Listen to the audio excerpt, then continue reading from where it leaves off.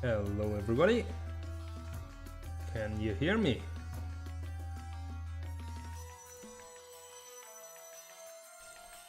I think we're live, so that's pretty cool. Hello. Hey, welcome to the voice chat. Oh, that's King Owl in the voice chat, I see. Hey, welcome. So, what are we gonna do today? I can explain the plan real quickly. As you can see, I've already prepared a little bit. This, by the way, is Photoshop. This is the Photoshop document that I always use to make assets. Like, I make most of my assets for Glitcheon in this document. And here, yeah, it's all kind of like in context, so that I always know what it would look like if it was in the game. I also have the same kind of post-processing layers in here that I have in Unity. I will turn them off right now. I guess we can keep this on. That's just really subtle anyway. But if you want to like see kind of what the whole thing together looks like in Unity, then you can kind of turn this on. And today we are making some props that will appear scattered throughout the demo in the coming update that should come sometime in the next week. We are not quite sure yet. Kind of depends on how fast I get this done and how fast River gets his stuff done. There's some programming involved and so on, and some features related to speedrunning and leaderboards and so on. So that's gonna be exciting. But for now, we're working on some additional artwork that will go into the next update. That is just like some extra details that are on the floor, and they won't all be like in one place like you see here, but they will be like, you will see like one of them here and one of them there. And right now what the plan is kind of that we're sort of taking Glitcheon apart and scattering pieces of Glitcheon throughout the demo. And for that, of course, I need to like take a bunch of like pieces of Glitcheon, maybe modify them a little bit, destroy them a little bit, and yeah, like just draw them lying on the floor so that we have a bunch of assets that we can place. So the intent is kind of to let you in on like, oh, this has been happening before, this is just like an iteration of something that happened, and previous iterations you kind of lost and died or something like that. And yeah, so that's kind of the idea behind this. And they should get like more and more recognizable. So in the beginning you might see something more like this thing here, where it's just like, okay, some kind of weird plastic frame piece, and then go on to like something like that looks more like a glass thing, until we see more recognizable things like the wheel or the thing that holds the wheel, different parts of the abilities, and at the end also entire bodies of Glitcheons that kind of lie on the floor and are broken. So that is the idea, but that doesn't have to be the entire idea. So if you have any additional thoughts that might play into this, or any other kind of props that I might put in there, just let me know in chat, and I will now and then like read through chat and see if there's anything interesting there, and might add your idea to the game in the end. So let me know if you have any cool things that could be added as props to the demo. Actually, let me quickly read through chat because people actually wrote a lot. Okay, yeah, that was the countdown to the stream. I see.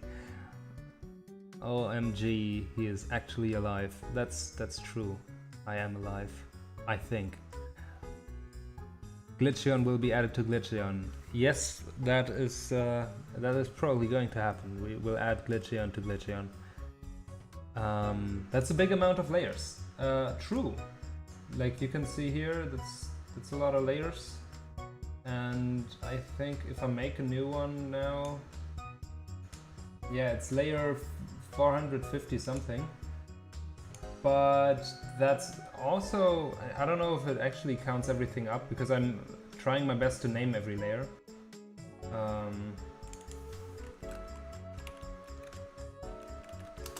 So that I know what's what. I will probably not name every single layer now while making this, but I should, because, you know, I like to keep things clean in here because I use it so much. And it's, yeah, that's just a good practice. But yeah, there are hundreds of layers in this Photoshop document at least. Lots of stuff is also just disabled, as you can see. That's just like, if I go in here, you can see, okay, there's a player. Oh, that's Jonas. Hey, Jonas. There's a broken checkpoint and so on. Like, there's all these different things that are kind of in the game. The basic platforms all broken down into its individual components and so on. Like, we can turn off the stripe, I can turn off these gradients, the individual pieces, yeah. So like, this is kind of like the whole game in one Photoshop document. Maybe not the whole game, there are a couple other Photoshop documents that are used for specific cases, but yeah, definitely a lot of layers in this one, that's for sure. King Al says, let me guess, you murdered other avatar boxes. I don't think that's what we're going for. Chair is here. Nice, hello Chair. That's awesome. How can you tell Yan to decrease the volume of the music? I can decrease the volume of the music. Is it too loud? Is it too loud right now? I can make it a little quieter. I made it a little quieter. Is that better?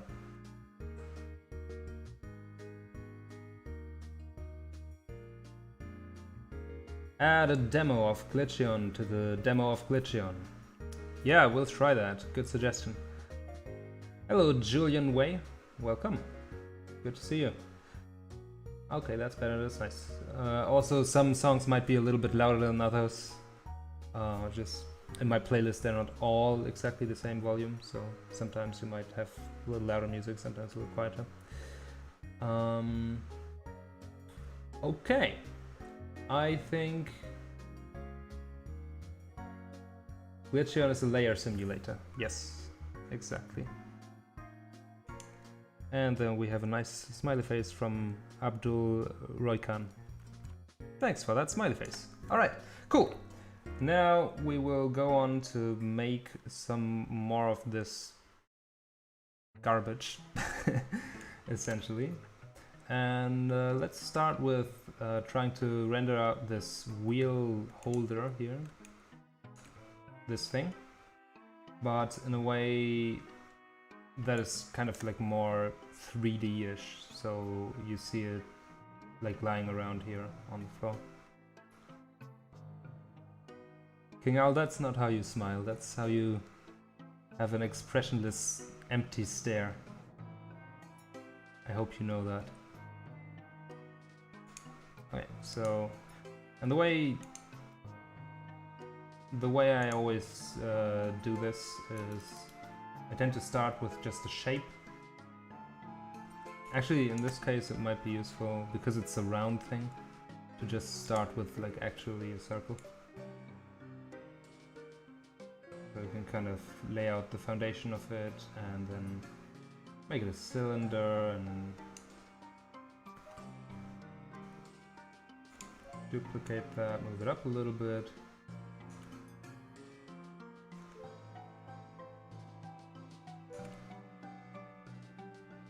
Tiny bit of perspective and then connect those things in the end. Yeah, I guess like that's a good foundation. From there we can work. Let's make a new layer here. the layer simulator continues. And what's that? Okay, I'm working at not 100%. Let's go back to 100% opacity. Connect those pieces. Now we already have kind of like a starting point. Yeah, alright. Is that a smile? I don't think so. You should learn from Abdul or from Tariq here.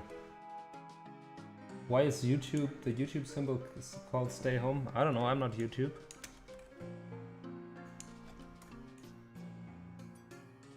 I'm not the boss of YouTube. You have to ask the boss of YouTube. Or the head of YouTube's marketing, I guess. Maybe that's who you should ask. So this thing has like a... I'm wondering, is it actually... I think it's not big enough. Yeah, this is way too small. Let's just make it a little bigger. To actually... Hey, what? It went wrong. And we'll worry about sharpness afterwards, but yeah, it should actually be a little bigger. Okay. Sharpen that a little.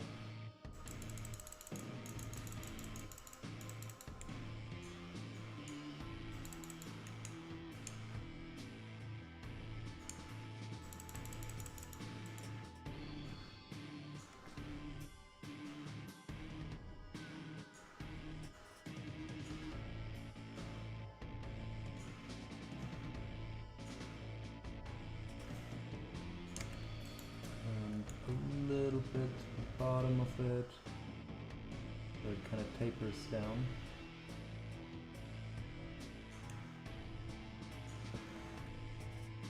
So like that.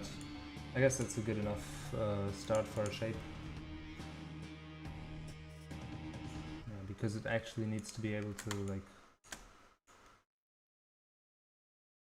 Oh, what is that down here? I didn't add that. What's that? Weird. Anyway, that's gone now. Okay. Yeah, it's supposed to like be able to hold the wheel. I guess this wheel is already a little bigger than Glitcheon's actual wheel, so that's, I guess, from an iteration where Glitcheon is bigger.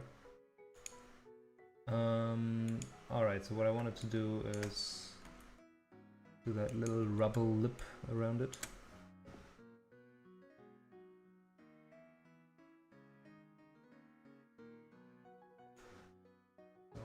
Draw this, so like that. Let's keep that in view for reference.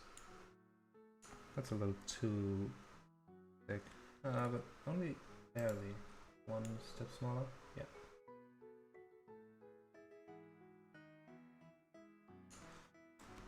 Okay, a little wonky over here. Let's erase a little bit from it. And you know, I just go through it and bit by bit adjust these things.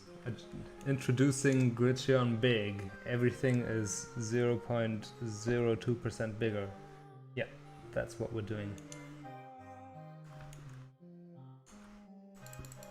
Okay, and then we can start shading a little bit.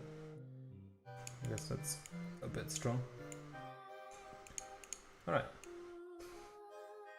Now we get to the bottom. I think we wouldn't see through to the bottom here, like if you follow this circle. Yeah, I don't think you would see the bottom.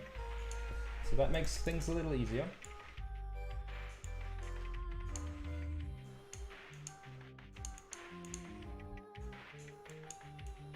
And then the darkest part should be kind of here, where it's facing away from the light, but not quite here, because there you, especially since it's metal, you would see a little bit of reflected light from over there. It's kind of like a Fresnel effect. So that's a fun fact about lighting. And bottom part where it kind of goes down, but you don't see as much from the bottom part because this is more angled. Oh. So really what I'm doing here is just using the burn tool and working on the midtones to just darken that a little bit. I feel like midtones is a pretty good mode for shading a surface, and when it comes to drawing the shadows, then highlights is the better option, and I barely ever use shadows for this tool.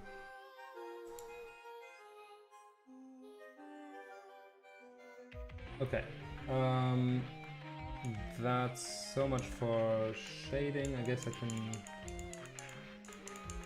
make this a little bit darker because it's on the inside, so we'll have less reflected light hitting it. That should be the darkest part here.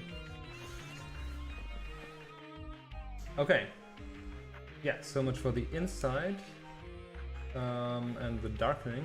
Now let's just brighten the highlights. And since this is all, like the base of it is all one material, and then the lip on top is another one, but like the base of it is all one material, we can just simply go in here with like burn and dodge, because all that we really need to worry about is like the value difference, and if you use this on highlights and the other one on midtones, then you basically get the right colors automatically. At least for the style that Glitcheon is made in, it works pretty well. And right now it's still kind of rough, kind of blurry, but we can paint in all the details as we go.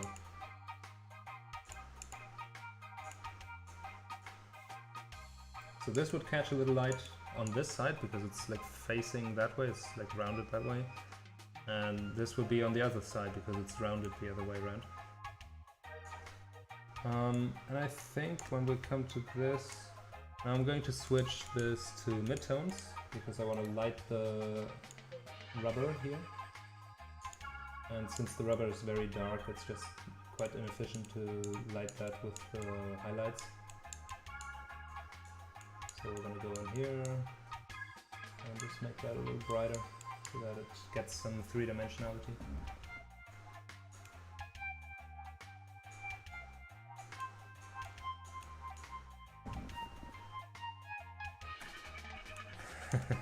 Lithium coming in here, epic gamer moment, Paul. Yes. My streams are always the epic gamer moments. Okay. So, put a little more lighting here. Lithium entered the chat. You're not Lithium, you're Lucas Roofer. Shaking my head, it's a fake.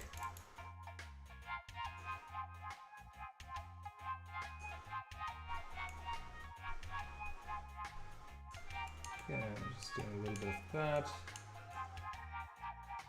Do a highlight here. Yeah, that looks pretty good. Now, the highlight is a little brighter than it is here because this is kind of in shadow from the screen and this just has nothing above it. Generally, I want to make the inside a little darker, especially around the edge here. Also just in general, to just communicate a little more that it's the inside.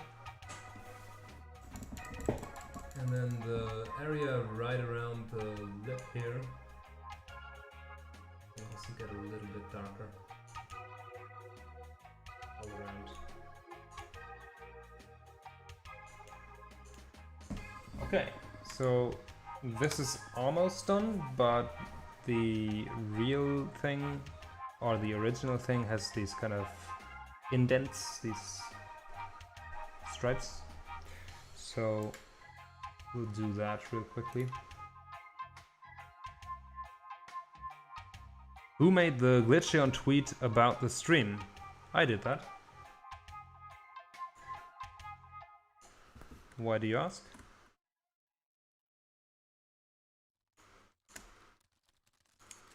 Okay, let's zoom in a little bit closer because we're getting into details now. And at this point you can really see how tiny some of these assets are actually. Some of it almost like a pixel art scale.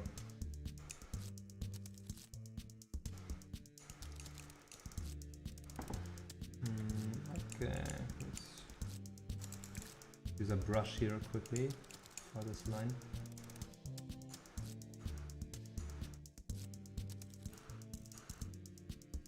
By the way, music right now is a song that I made with Jonas Tyrola quite a while ago at university when we were just like meeting up and goofing around with FL Studio.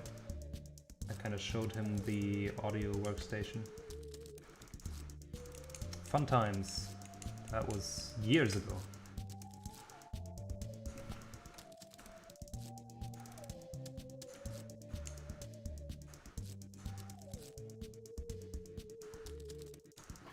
And that toilet is actually his toilet. There you go. Now you know some fun Jonas Tyrola facts.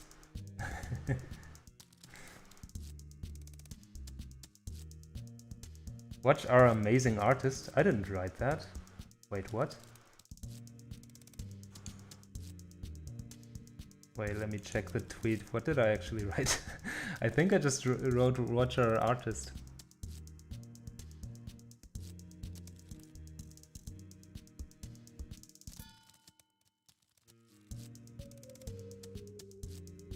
Yeah.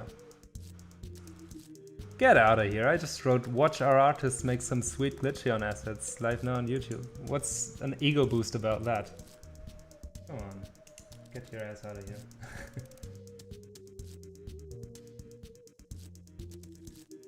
You could have sworn you saw amazing. Maybe that's just saying something about how you think of me.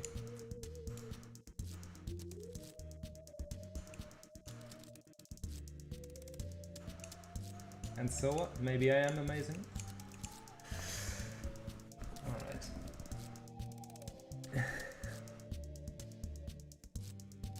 It's obviously amogus.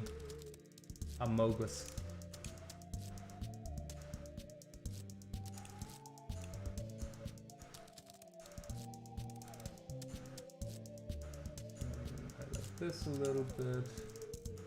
Gonna go for midtones real quickly because it's so dark around here.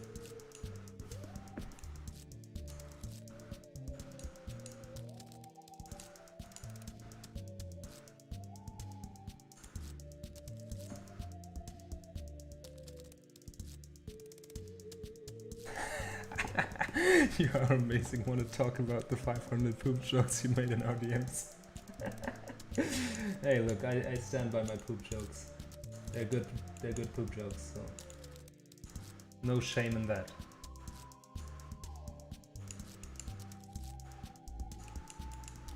Alright, I think that's okay. Kinda, let's zoom out a little and see what it looks like. It's a little blurry. Let's try to just kinda sharpen it, and if that doesn't work then we just need to go in and detail a little more.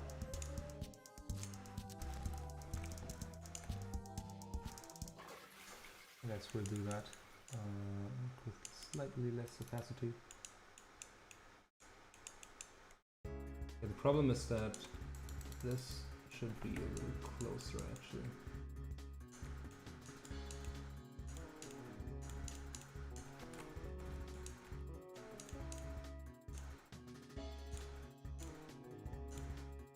These gaps look a little too wide in my opinion. Oh, that's no problem. Just paint in here a little.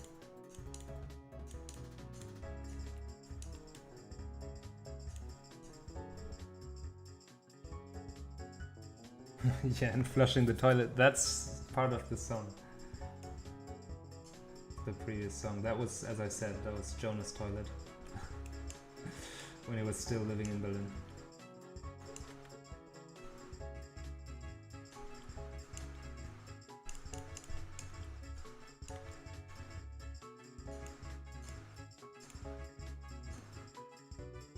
An important part of the art. So yeah, maybe from that, Lithium, you can see that there's no shame in my poop jokes. You were flushing Jonas' toilet. Oh, okay. Yes, that's true. Actually, I think Jonas flushed his own toilet. And we just recorded it. The audio of it, at least for a sample. It's all for the art, you know. Okay. Yeah, that's better. Just want to even this out a little bit.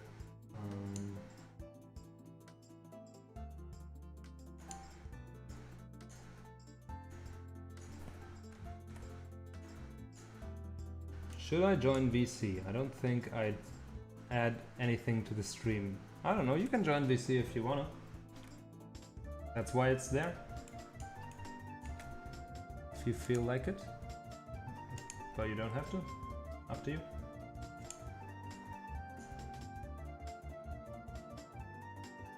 You would hear Jan's voice 2 times and one would be... Yeah, I mean, like, if you join the voice chat, of course you have to mute the stream and you won't have to stream music. But then you can talk. Like, it really only makes sense if you want to talk to me during the stream. Like, if you just want to say stuff. Of course, then your voice is also in the stream, be aware of that and so on, but yeah. Like, that's the only reason. 1, 2, 3, exactly. If you want to say 1, 2, 3. That's why you would do it. Okay. I think I am fairly happy with this. Looks alright.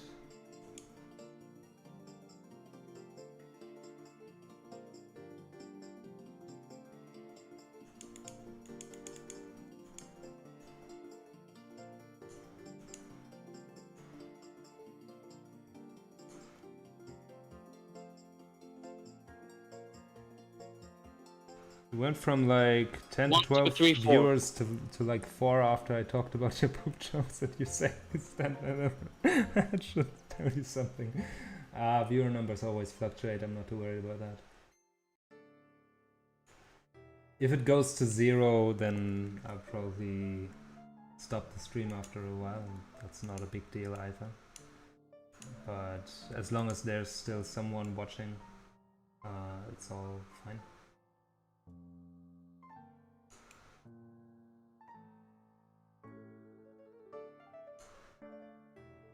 It's just, you know, whenever people have time they watch, and when they don't, then they don't. And also if they don't want to watch because they have something better to do or because they're not interested in the stream's topic, not a problem. Alright. Mostly I'm just streaming to get some stuff done and be a little more entertained while I do it. I just upped the person who said 1, 2, 3. Yo, Unix, welcome. Because you said 1, 2, 3, 4. I don't know, does it work like that? I'm not sure if you can just increase the number and have it better. I mean, like, the person who said 1, 2, 3 said it in voice chat, so that's a step above you. Is that the real Unix system? I think it is. I think it really is. Quite amazing, huh? I've got such famous people watching me.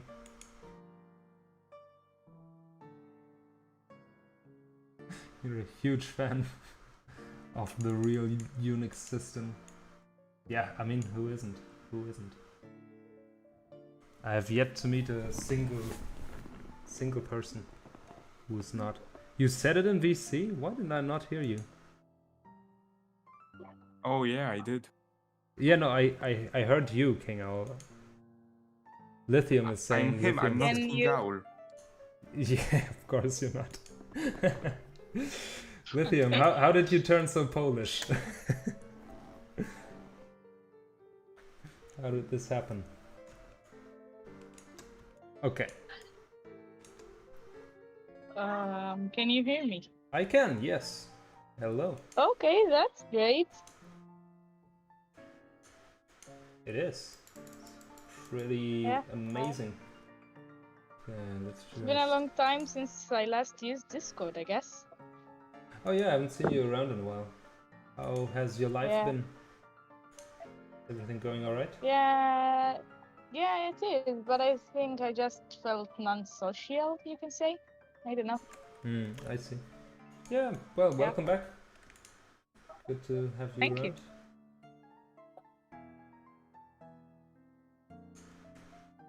Okay, made a little bit more cyan because that's kind of the color of the original. And with that, we have a shadow, we have the object done. Let's call it a day for this one. Actually, I'm gonna leave the shadow as a separate layer for this, because I might reuse this.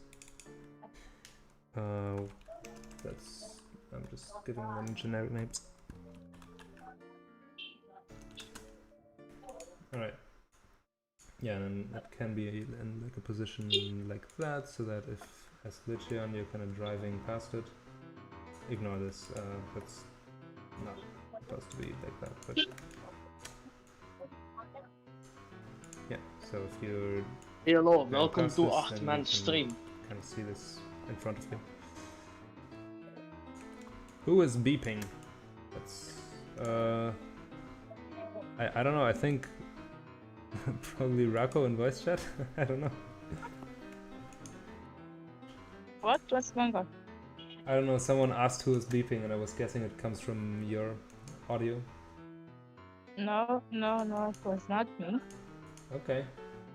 Then I can at least answer your question. It was not Rako in voice chat. Must have been me, I guess. I guess I felt like beeping. Beep. Wanna... Oh, that was definitely a beep. That was not me. If there was a... Okay. Let's make that little... I can't find your channel. My YouTube channel.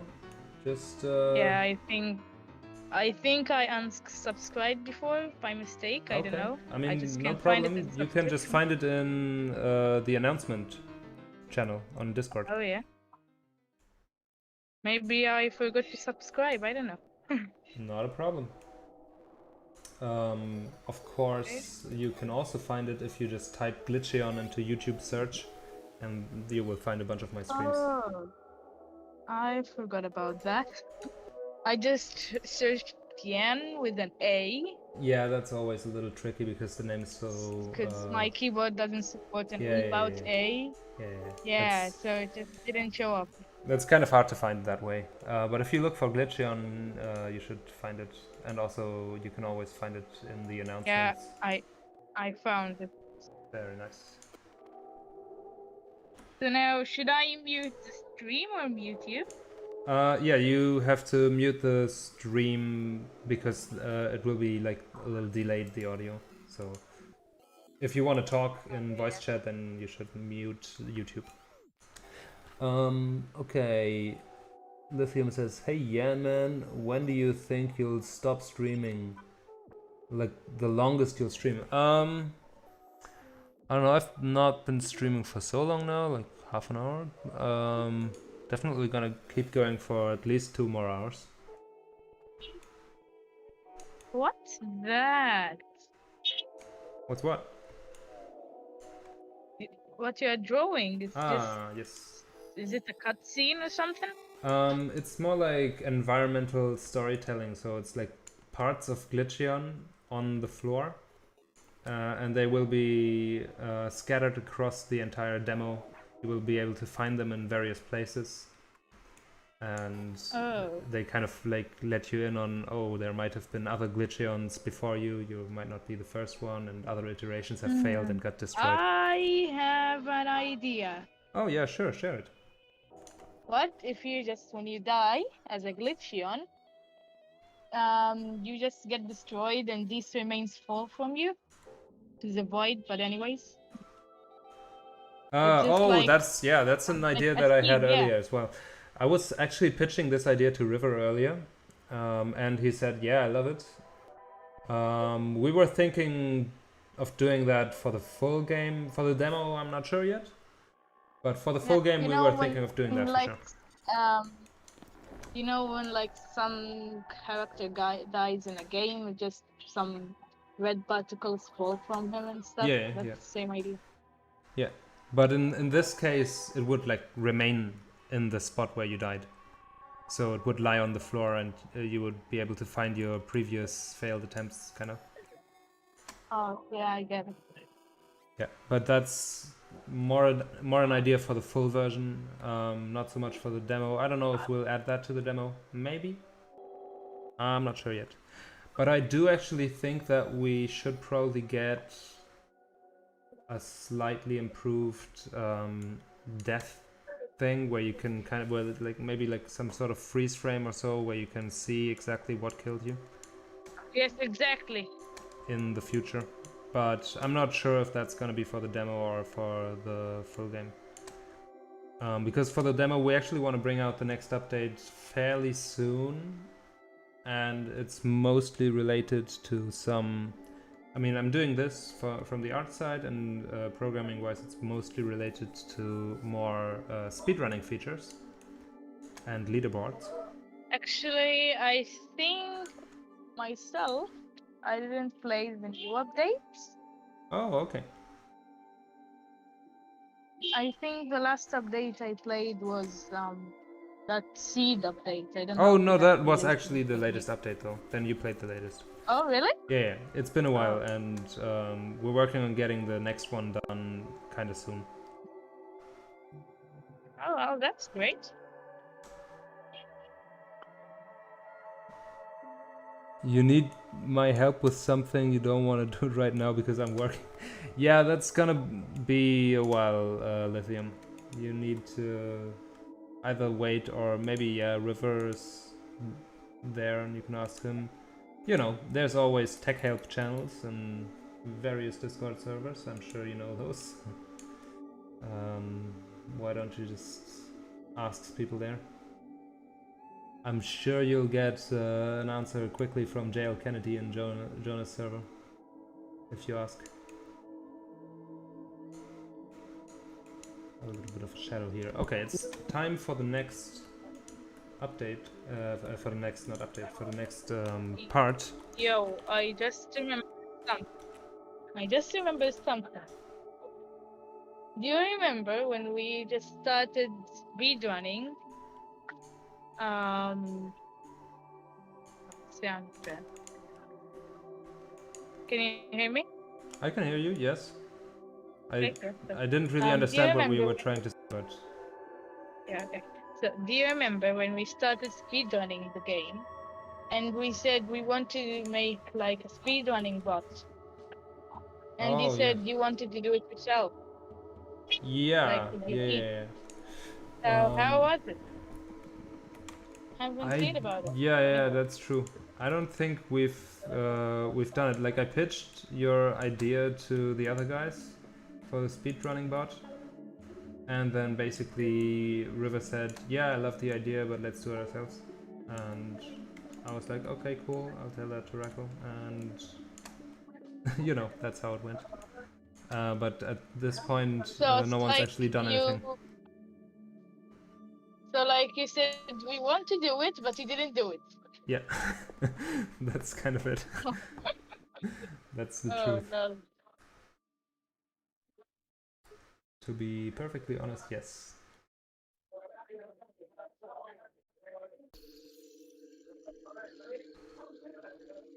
Okay, Tarek is hearing beeps every once in a while. I don't actually hear any beeps.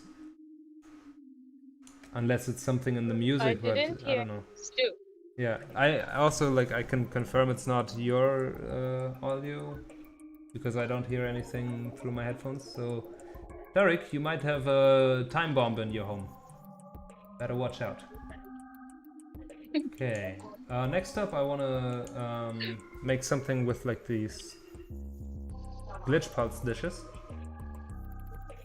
So I'm thinking like having one that is like flat on the floor with the back of it kind of sticking out to the top and a little smashed in the on the bottom. So let's draw that. So we'll start again with like a shape and see how it goes. Oh, first we need 100% opacity. So it's gonna be kind of like this. It's a little dark. It's a bit brighter, kind of like that. Okay, so that's our shape.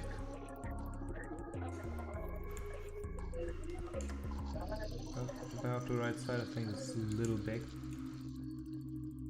A little bit off of that. Sort of like that.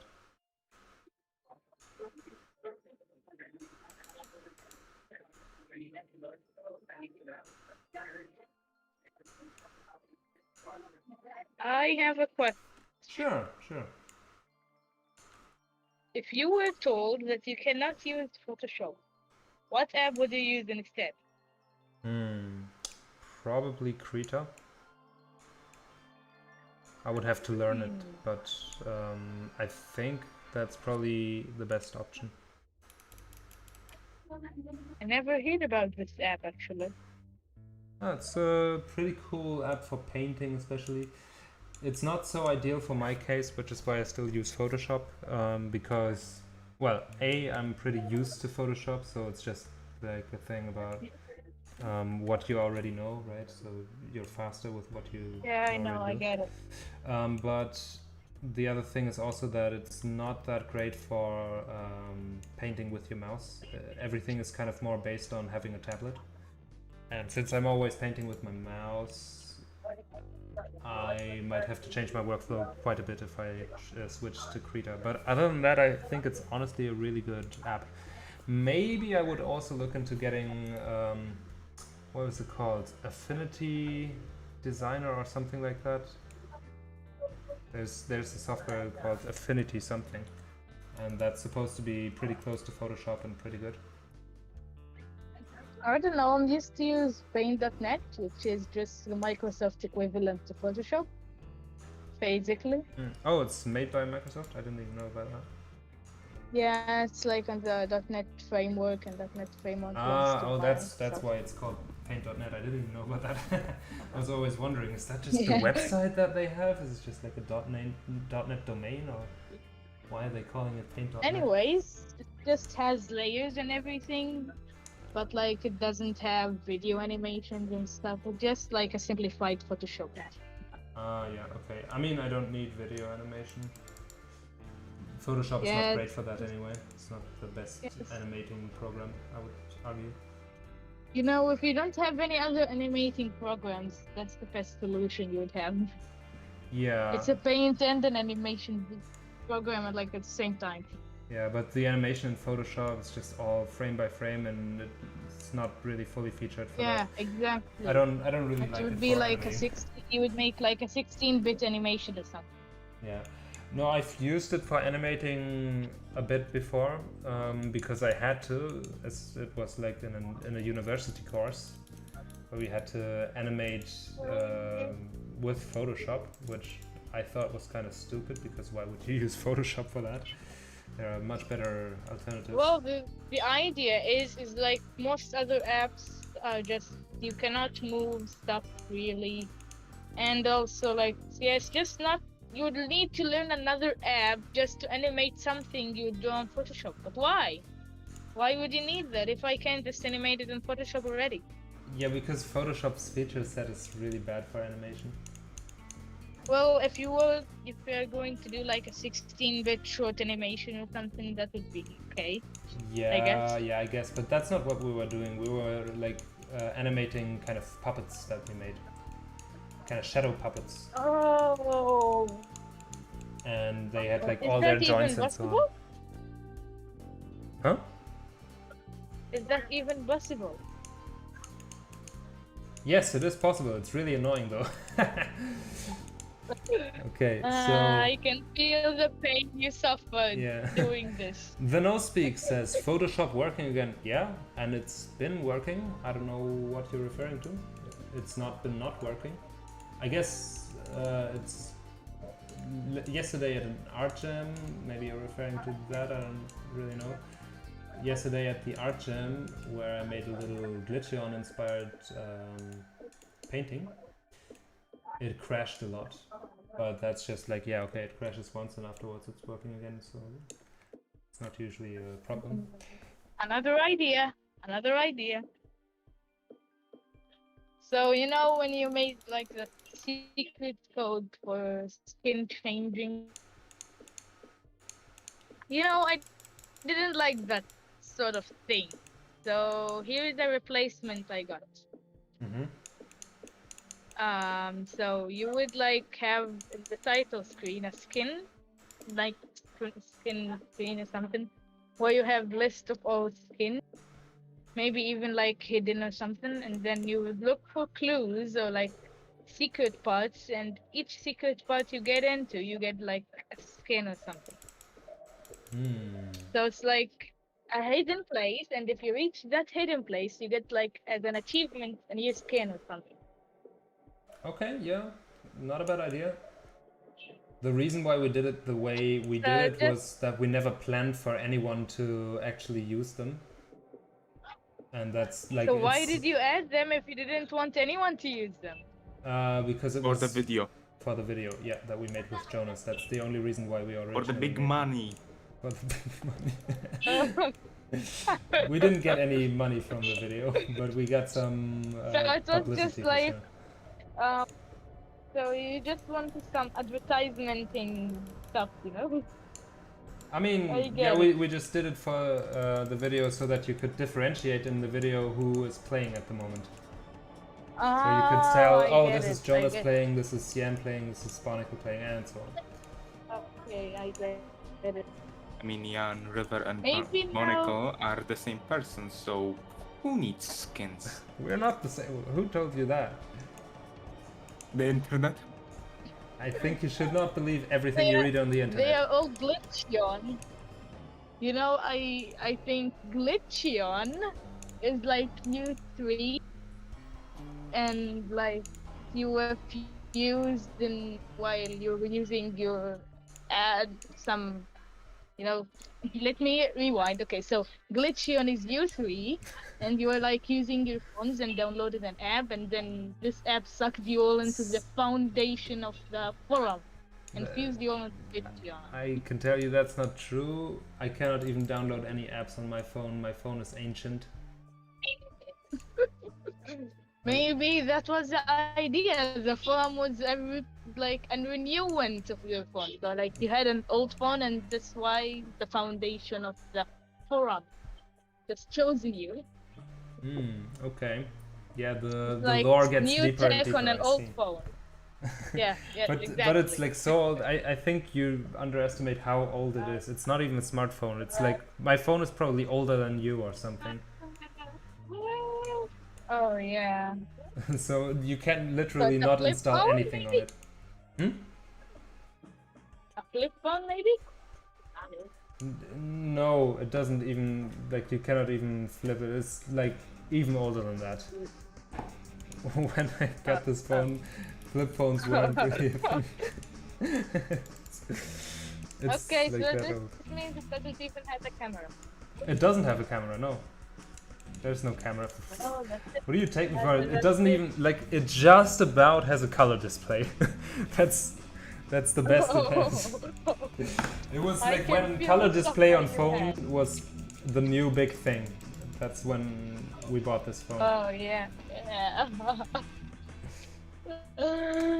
I can feel it already. Yeah. So yeah, that's proof enough that your theory cannot be true, at least for me. I cannot say how it is for River and Barnacle. I think they have modern phones.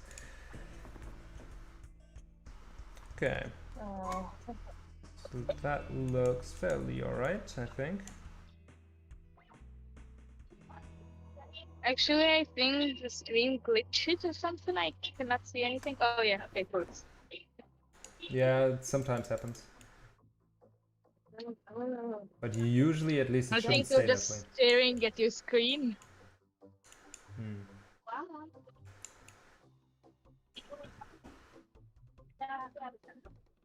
Anyways, I think I'm going to do my 16-bit animation I wanted to do yesterday, I guess. Oh, alright. Enjoy. Okay, thank you. I'll send you the animation after I'm done. Alright, I wish you the best success with it. Thank you. Bye. Right? Bye.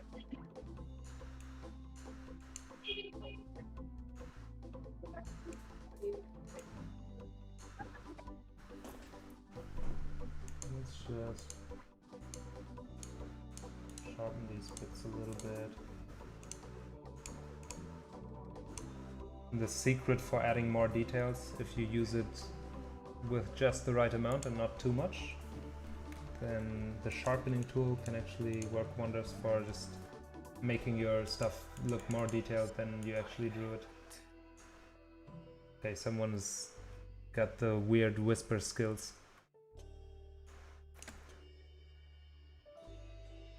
Alright. What are you doing? Why are you whispering? So the government doesn't see me. I'm pretty sure they don't see you. I mean, also, how does whispering help with them not seeing you? I don't really get it.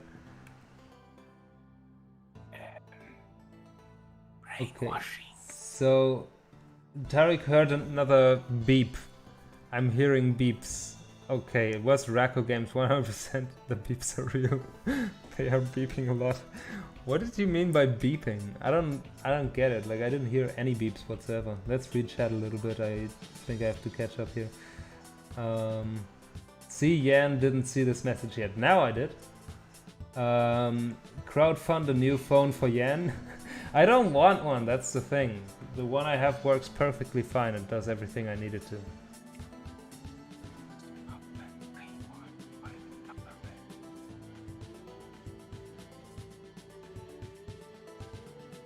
Yeah, not reading chat and having fun, that's cringe. I am reading chat now. I don't think it was... And you're not having fun. And now I'm not having fun, yeah, exactly. No, I am still having fun. Glitcheon, but every time you die, you lose one of your lives in real life. That's a good idea. We're working on that.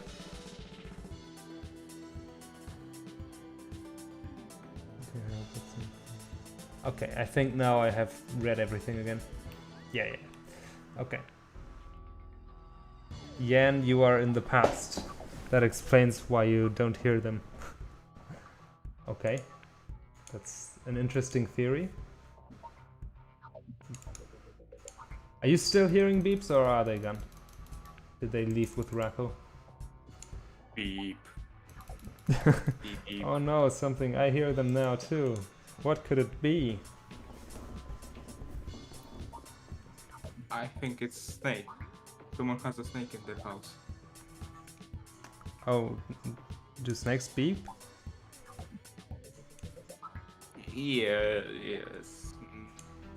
Trust me, yes, they do. I guess you never said anything wrong, so I'm gonna trust you on that. Also, can you give me $50? Yeah, I can. You could do. Yeah, thank you. Like, I'm not gonna, but I can.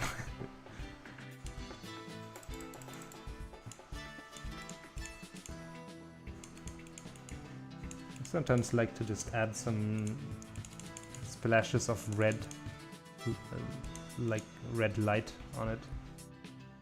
Like there's some kind of random reflection from somewhere.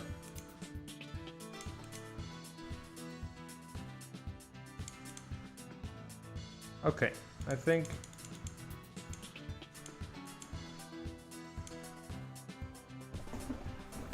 that looks pretty alright. Let's move on to the next thing.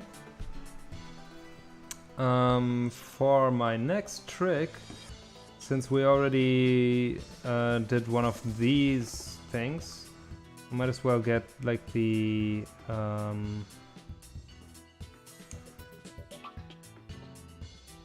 other one in. So let me just search for that in art assets, and then player. I'm looking for the Era platform backpack. Haven't found it yet. Oh yeah, here it is.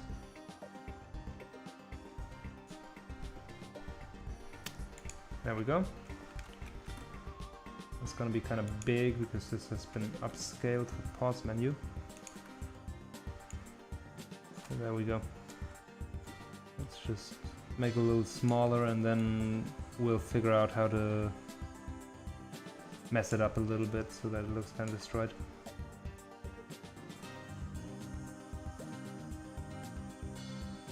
I think that's a decent way to put it on the floor, maybe like this. One important thing is that it does not, like, if it's on the floor or in the range of the character, it shouldn't like visually extend beyond the line where you move, because then that would look weird and have some kind of implication for collision and stuff. But I can do this and then just like change the way the antenna is, maybe like break the antenna off and like make it go this way or something. Also, we will have to relight this if we do it this way, so I'm just gonna flip it. Easy life hack. How about for a prop, a box that says cookies and it has a cookie file on the cover? Okay. That's pretty cool. I like the direction it's going in. Just design-wise, I'm kind of thinking like, how would that look? Like, how do you visualize a cookie file without just making it literally a cookie? But then it's like, okay, so there are cookies in the box. Right, because you have to kind of explain the joke.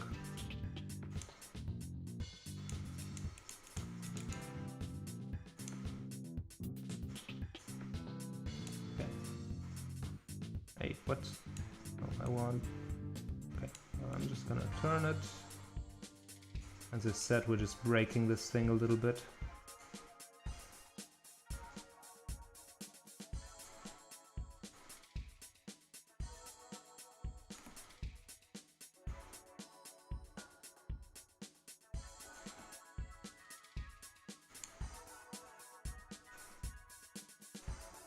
So like that.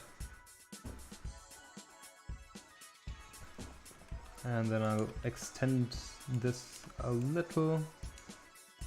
Full opacity.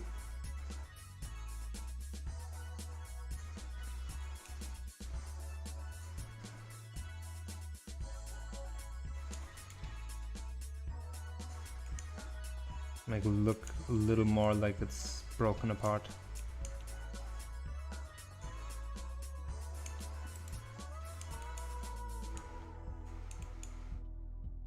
Oh, I'll work with linear dodge. Let's work on normal again.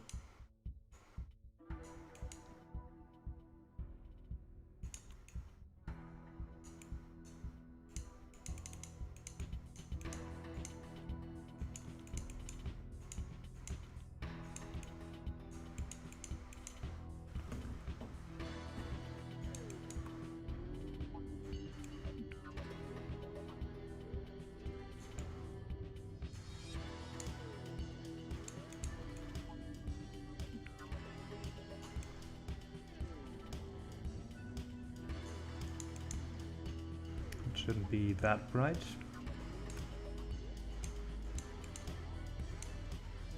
Because it's got a different kind of orientation than it originally had, so I think we should actually make this a little brighter. Well, maybe not that bright. Let me just fade that.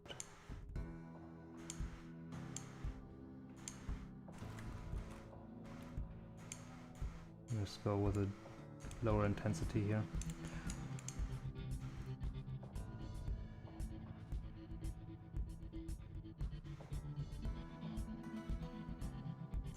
Just make the top part a little brighter. Alright, I think that actually looks pretty decent. And you can see that after you get the error platform or something like that, you can kind of see that lying somewhere on the floor.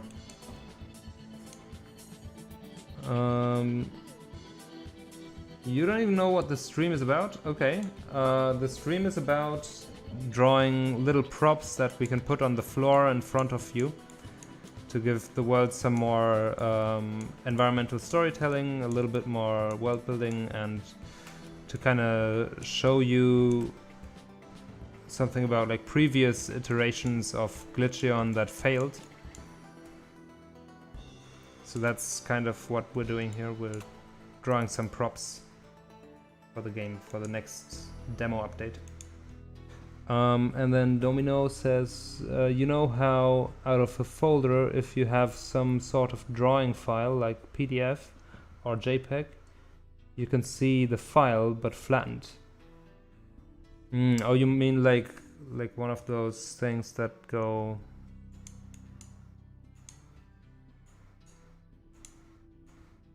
stuff like that.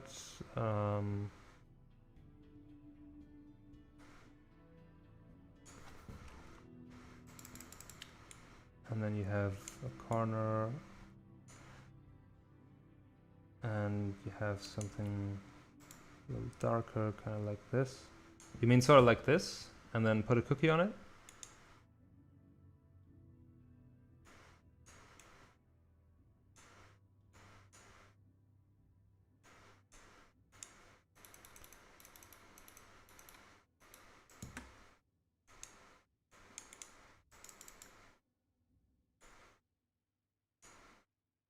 Like that?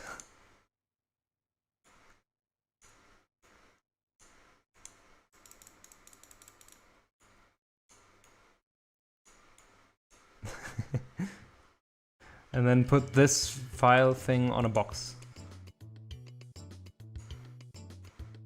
And the box says it's a box of cookies. Is the box normally like the typical way to store cookies though? I think that's more like... The more typical thing is kind of like a cookie jar, isn't it?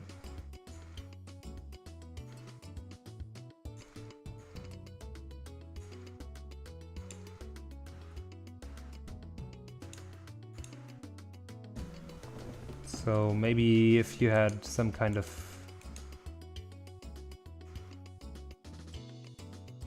cookie jar. There are cookie boxes. Yeah, I guess it is a thing. Maybe I should look up some reference for that, for like what boxes for cookies usually look like.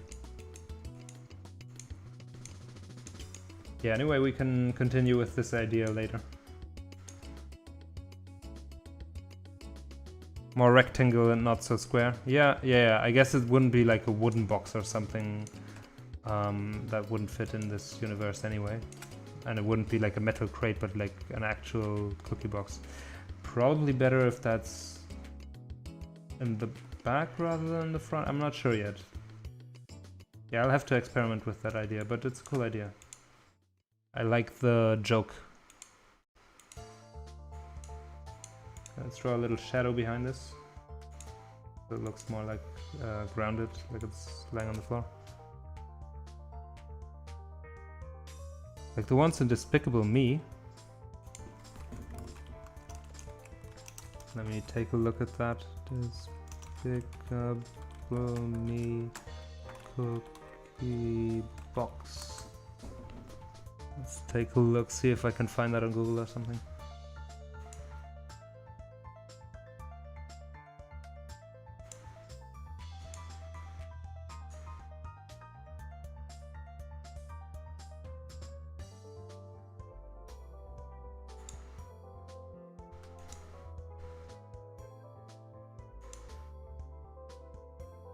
Check Discord, okay. Oh, I see. Ah, right, okay, so... Ah, interesting. Yeah. Yeah, that's a cool idea. Can be like the forum TM cookies. Because these are obviously like this very heavy on branding. These look kinda almost more like cereal packaging. But I guess it works for cookies as well. With that shape, usually I associate cereal.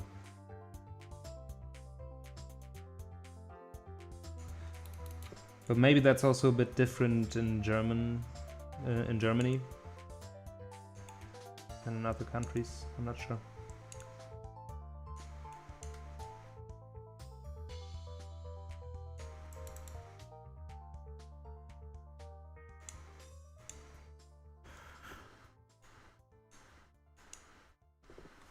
Okay, there's a little shadow. Doesn't have to be perfect.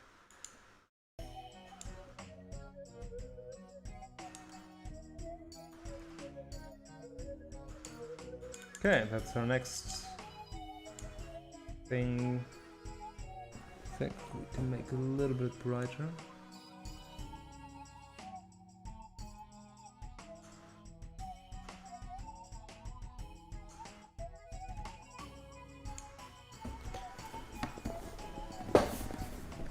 It's kind of like cereal, yeah.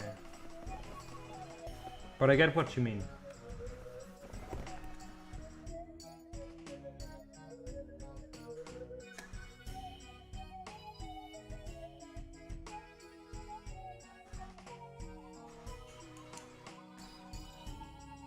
Just got the idea of making Hello cereal boxes like that.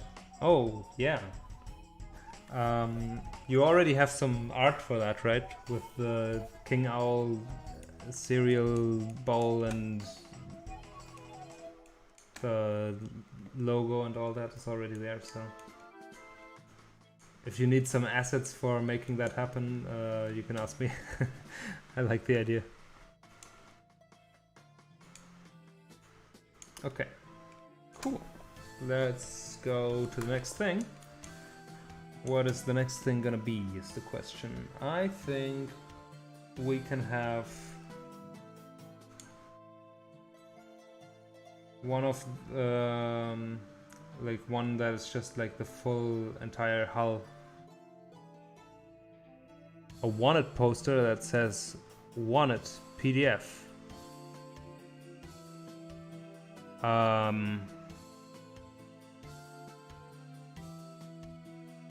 Reason file theft, and the face of the file is scratched out. Wait, so how does a PDF steal files? I'm not exactly sure how that works.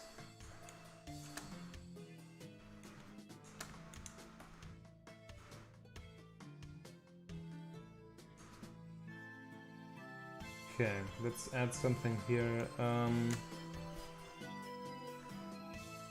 The next thing...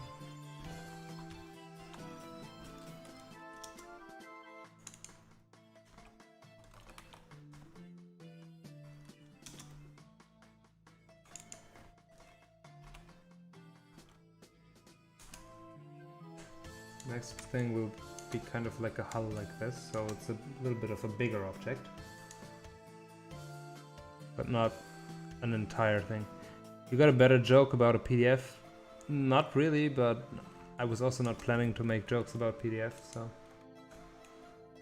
I'm not sure like how a wanted poster and a PDF fit together, or how you got the idea for that. But if you can flesh it out a little more, then sure, I'm interested.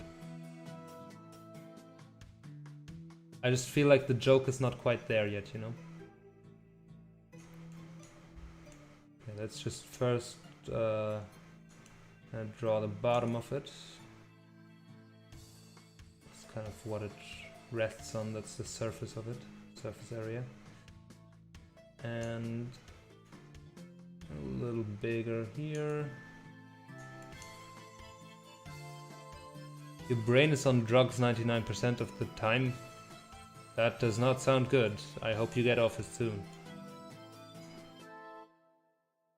Also, aren't you like 14 or something? That does not sound good. Also somehow not being on drugs. Yeah, I hope you're not really on drugs. Drugs are bad. Don't do drugs, kids. 15 now. Man, the time flies, really.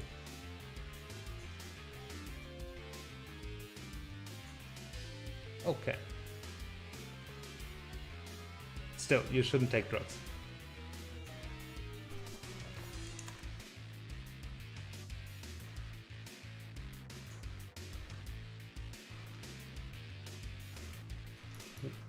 How can I even find a good dealer? The thing is, there are no good dealers because all they give you is drugs. And why would you want that? But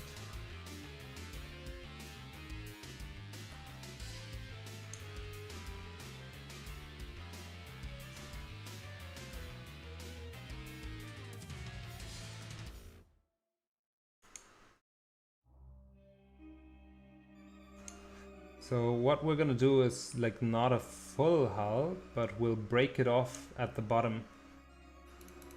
So it's kind of like half a Glitcheon that got cut in half for some reason.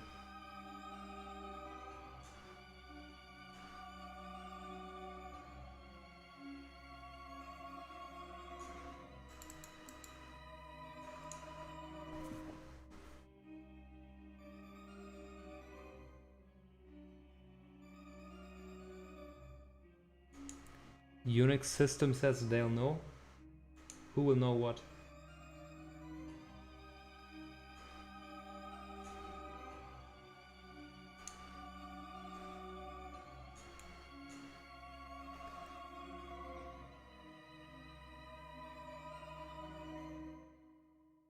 Is it about the right width? I think it's fine. The iterations of Glitcheon don't all have to share the exact same dimensions, it just has to be in the right ballpark. YouTube blocked the context for that, I think. For what? Unix system, you're confusing me.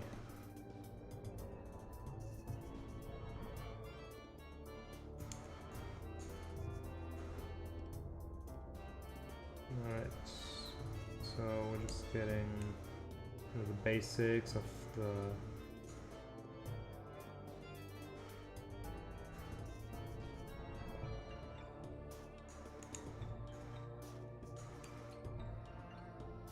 shape. I said hit up a preschooler, but it skipped that for whatever. What? Okay, interesting. I didn't do anything, so must have actually been YouTube's magic or something.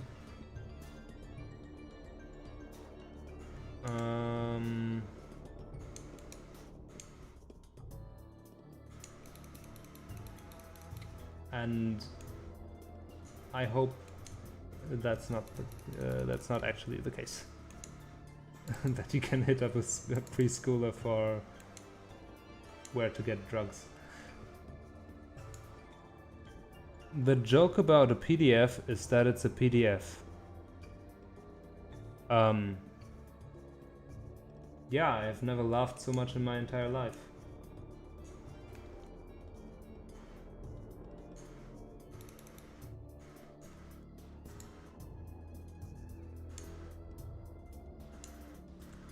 Okay. And here's gonna be the screen part. Of course needs a lot more detailing, right now it's really blurry. But we'll do that in a moment. I think I actually want to fix the shape here a little bit.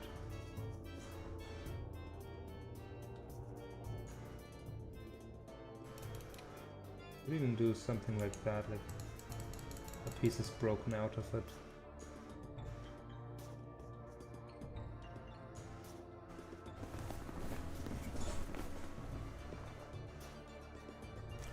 And then maybe there's a part behind it that kind of goes like that. So you can see into the inside a little.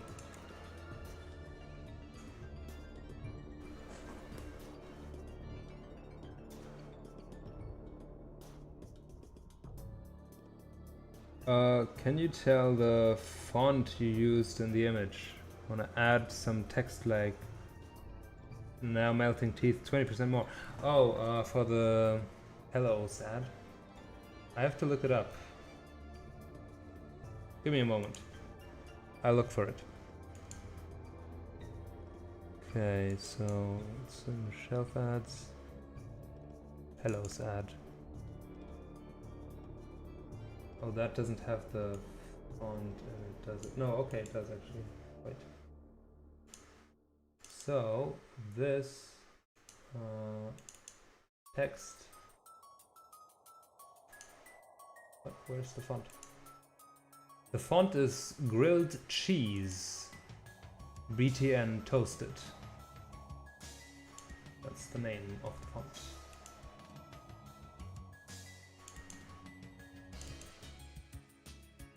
And the name of the font at the bottom is Titan 1. So I guess if you want to write like a little marketing thing, then Titan 1.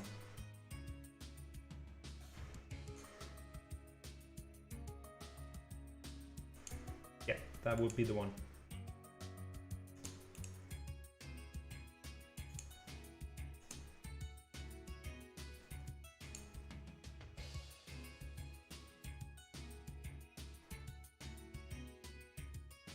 You completely forgot how I sound? Well, I hope it's not too disappointing. Glad to see you at one of my streams again. I haven't been streaming in a while anyway.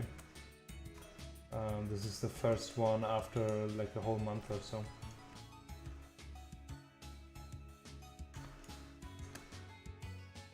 So yeah, it's definitely been a while.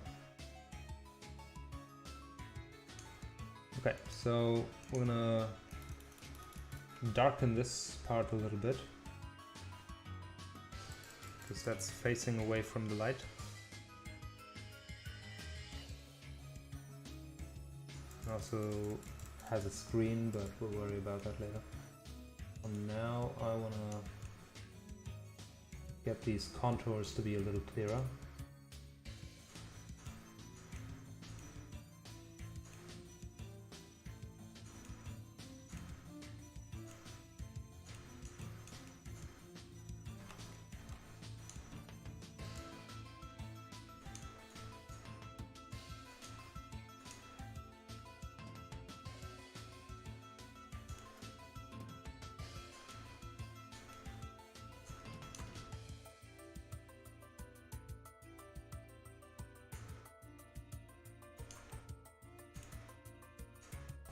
Oh, that's weird.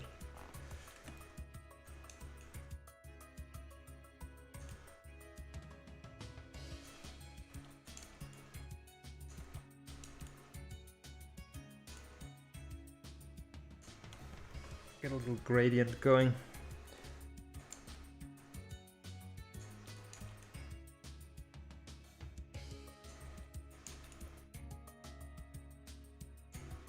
It's a nice technique you can use to make something really come out to the front, is to just highlight the edge that is facing the camera. And especially if it's also facing the light, like for example here it's kind of bending towards us and also bending towards the light source. So what we can do is really give that like a fine line. And depending on how fine you make that line, it changes the perception of A, the glossiness of the material, and B, the sharpness of the corner. So those are some things, if you ever want to try to do art like this, that you can keep in mind. Just kind of some stuff that I'm applying. Not really based on anything, but just experimentation and a bit of knowledge about how lighting works in 3D.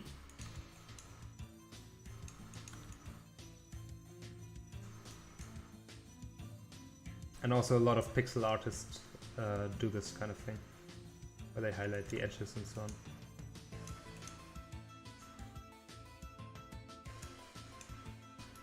I guess I want to have this side a little darker so that this in comparison looks a bit brighter.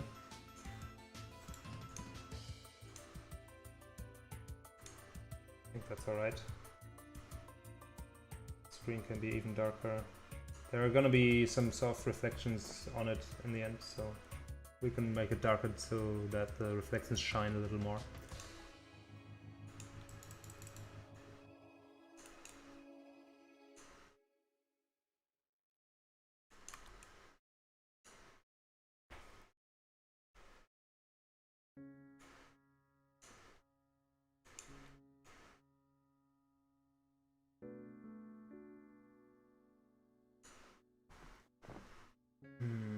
Make that even darker.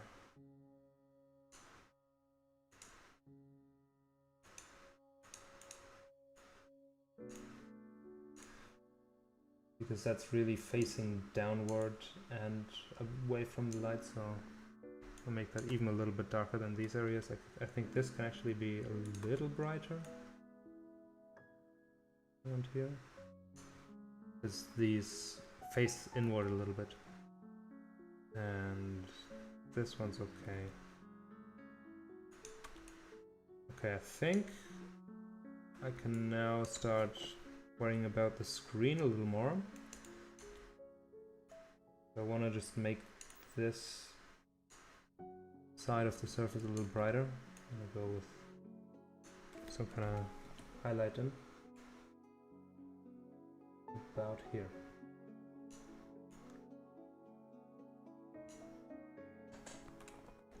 And then we'll blend it.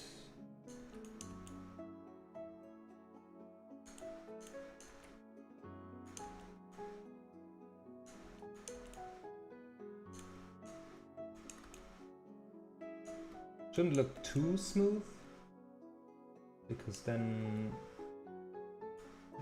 if the reflection isn't sharp, then the material looks less smooth and more kind of diffuse and rough.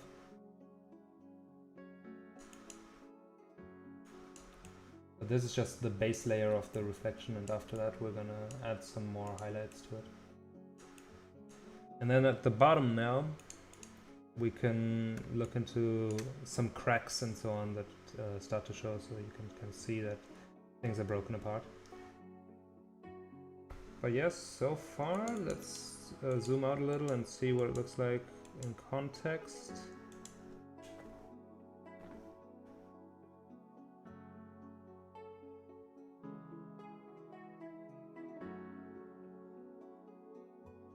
A little bit bright.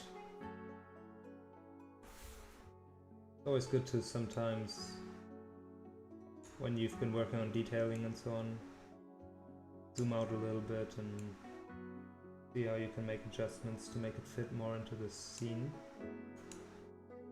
I think that's a little better. And that way we can also make highlights shine a little more.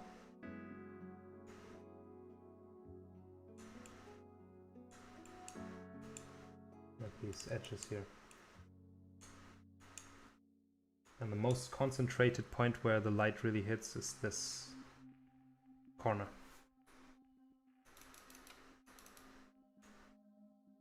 And, you know, we can make this a little brighter in total. Alright.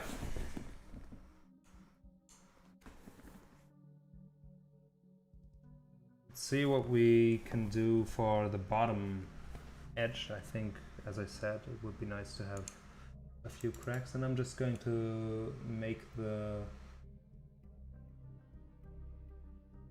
bottom a little uneven to give us some stuff to work with here. Also sometimes nice to remove some larger chunks so that it doesn't all look so uniform.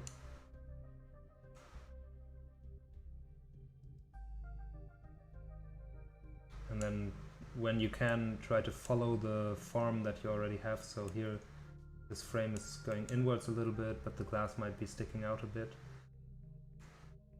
And here we can do a similar thing. I think that was probably too steep, but yeah, just to do kind of that, makes it look a little more like it's conforming to the shape. Makes it look a little more real. Okay, I like that. And then we can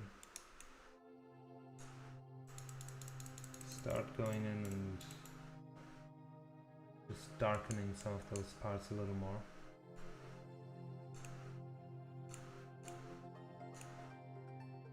So it really looks like something violently ripped that apart.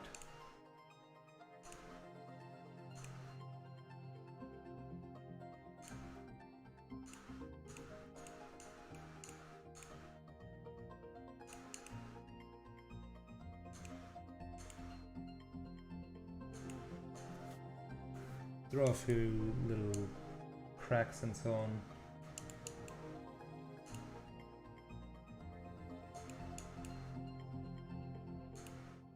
You can draw lines whenever it goes inward.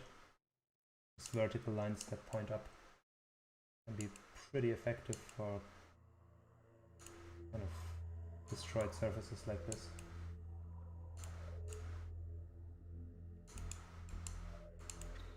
Maybe one of them goes a little higher than the others. So yeah, what you want to look at for these kind of things is that it's not too uniform, because that tends to look rather unnatural. Okay, and now we're gonna highlight around the edges. I'm just gonna increase that and do it on the highlights. Increase the effect a little.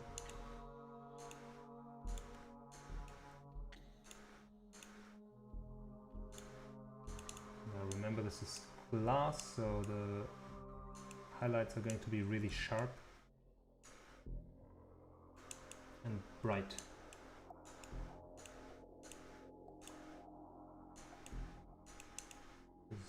You expect the surface like this to be rather smooth. And there we go. Now we can do a similar kind of thing for these surfaces. A little less extreme here. Yeah, that just simulates some parts sticking out a little more and some parts going inward.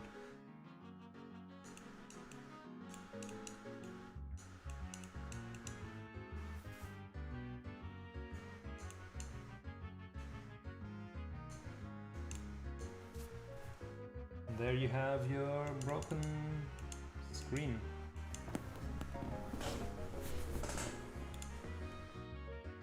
I like that.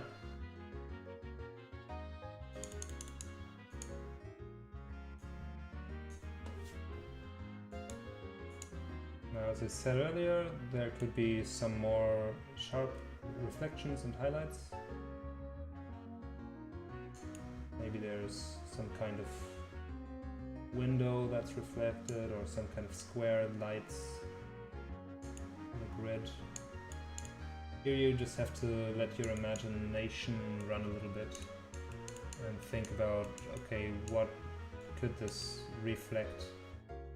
What could the environment around this look like?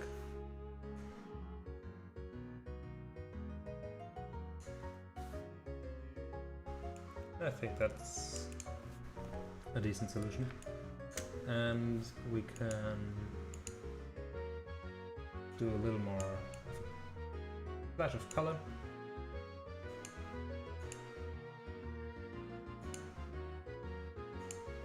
Linear dodge mode. Usually I do these reflections on a separate layer.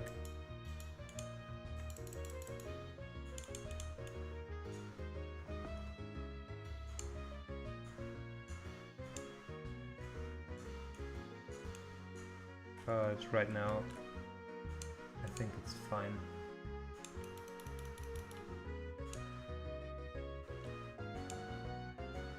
We have hardness, we don't want that. Okay, I think it's a little bit too bright. Let's reduce that.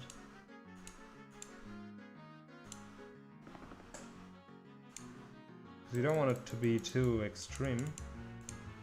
Just a little hint is usually enough to catch the eye.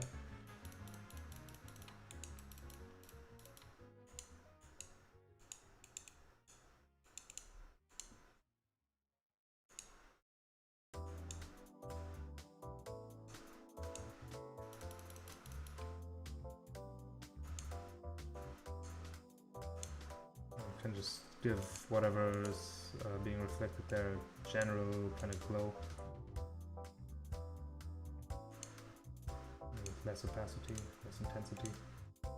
So like that.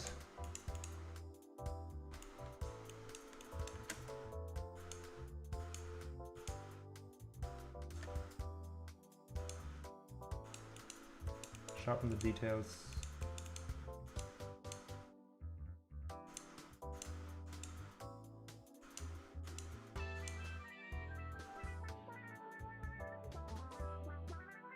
Let's shine a little more. And I think we got something pretty good. I think if this shines so brightly, then this should also shine a little more. And we can subdue both of them a little more. Move back a bit again.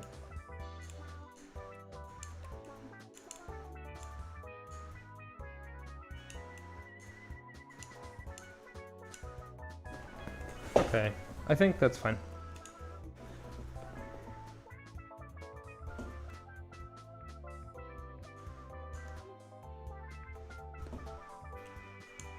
All right. How long have we been going? 1.5 hours. Let's go a little longer. I think the next... Oh yeah, I want to add a shadow to that so that it looks more grounded. And then the next thing... I don't know, at some point I want to get to like a full Glitcheon body that's destroyed. But I also want to show a little more of what might be going on inside. So maybe we can do one of these hulls here. With a bunch of cables inside or something like that. So it's not empty, but has a bunch of cables. And stuff like that. Actually, this might be better if it's in the back here. I don't know, let's see. If we put it right on the bottom, that's how that would look like. And then we drive behind it. Does that still work?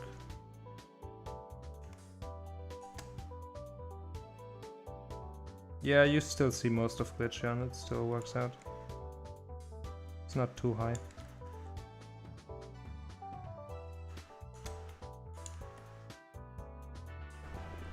Alright.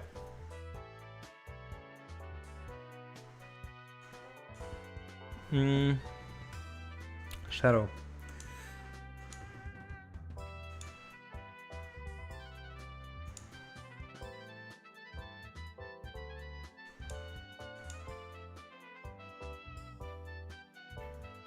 Very subtle. A little bit of hardness.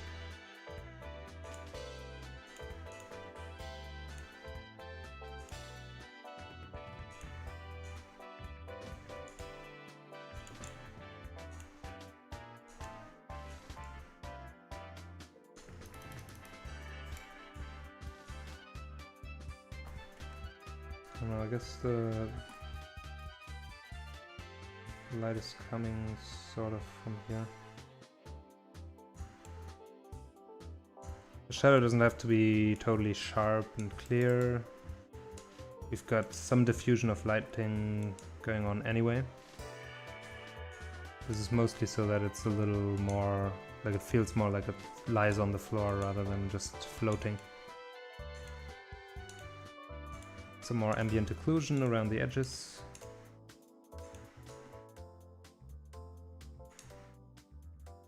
maybe I went overboard a little bit, so let's just reduce that here again. Okay, that's a nice shadow. We'll name that shade, and we'll name this G part 8. So we have 8 parts now. We started with 4, so we made quite a bit of progress. This still doesn't have a shadow, let's do that quickly.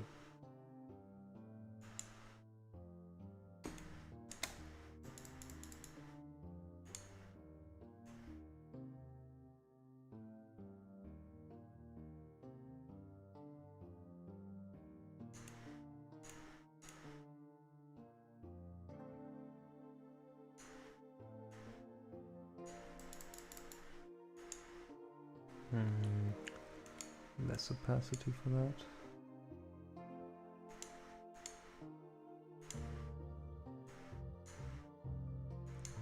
We just need a hint. Alright. I think that's looking okay.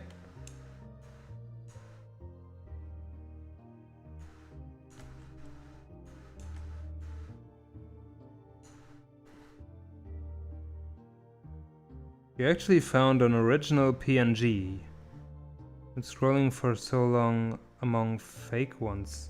Oh, with the a real PNG with like searching on Google. Yeah, that's really annoying when there's like fake PNGs with the checker background and you think, oh yeah, that's a PNG, right? And then nope, it's a JPEG with the checker background.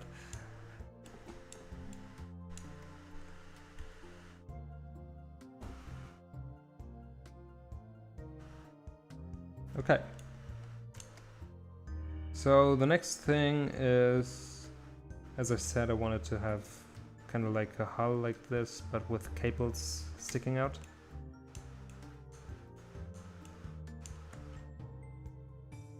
So we haven't got that yet.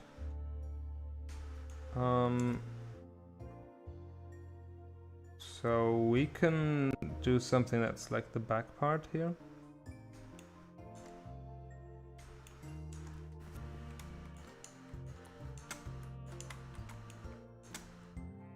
Make a foundation for that.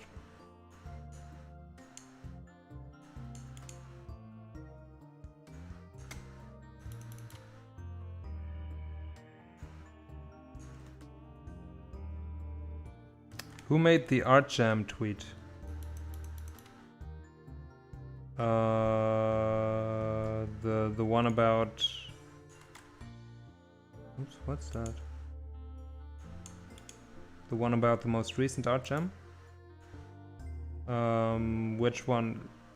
I mean, I guess I made both of them.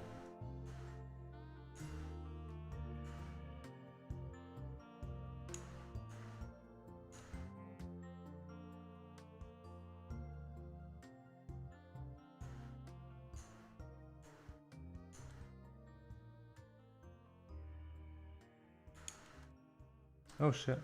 What? Oh, that's the shadow of that.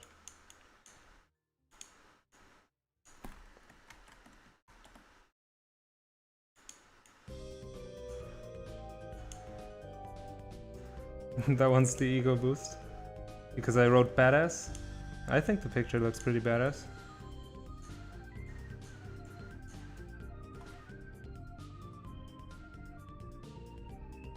I didn't say I am badass, I think I said the picture is badass. And I actually think that. You can't take that away from me. I think it looks pretty badass, like the way Glitcheon moves towards... So wait, let me show you what we're talking about here. Okay, I'm gonna need to find that. One sec. So we're talking about this image that I made yesterday for the art jam. Like that. I personally think it's a pretty badass style with a pretty badass looking Glitcheon, so I called it badass.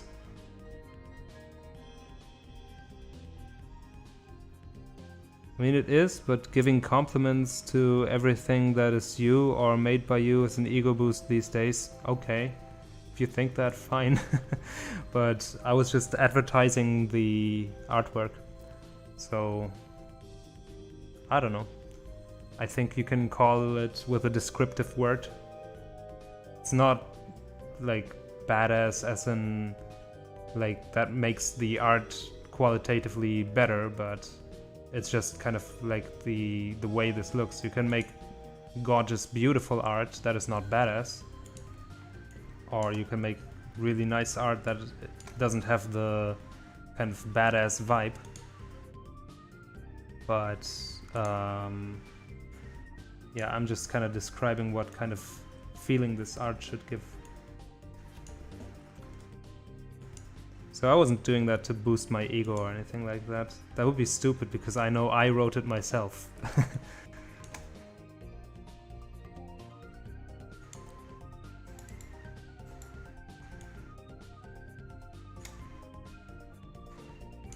Oh shit. That is soft. You don't want to do that.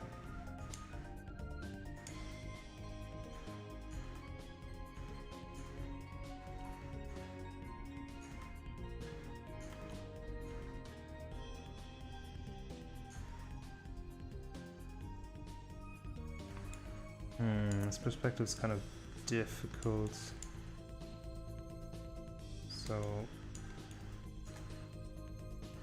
kind of depends on your imagination, like how big is this back part here.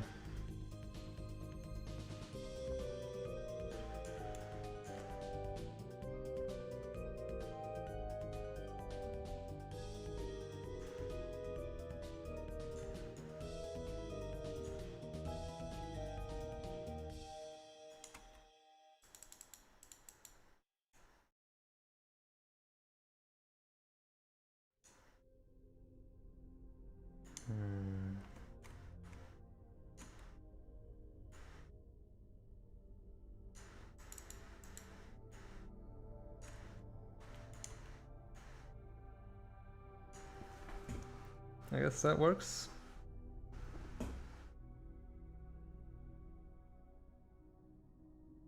Definitely curves around more here than it does on the other side, so let's reduce that curvature a little.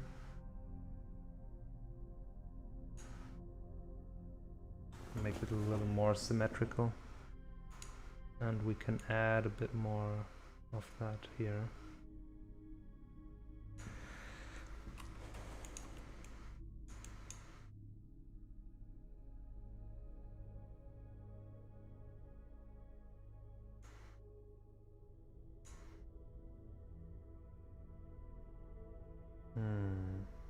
So if this is the corner, this goes up here, then here it's going like that, and here it's going like that. That's not correct. The corner should be here.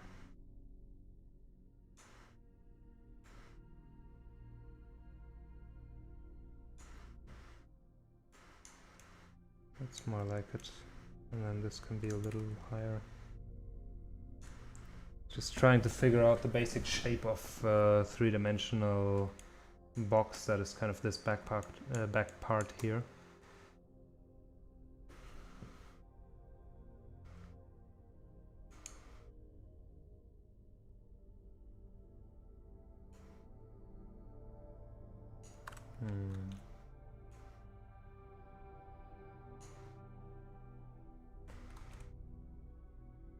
Can do a little trick, I think.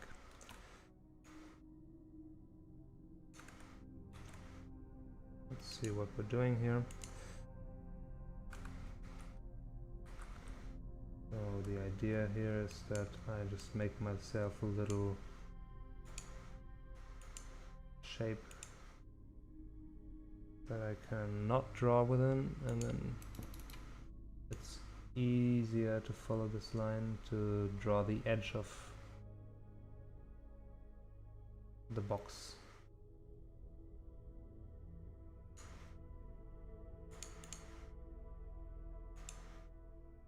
There we go. Then I don't have to worry so much about doing it correct in terms of perspective.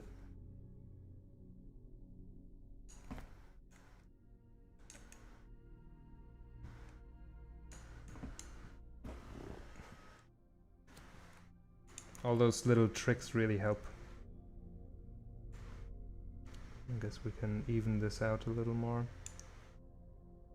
Hi, Dark Piece. Welcome. Good to see you. Nice to have you coming by.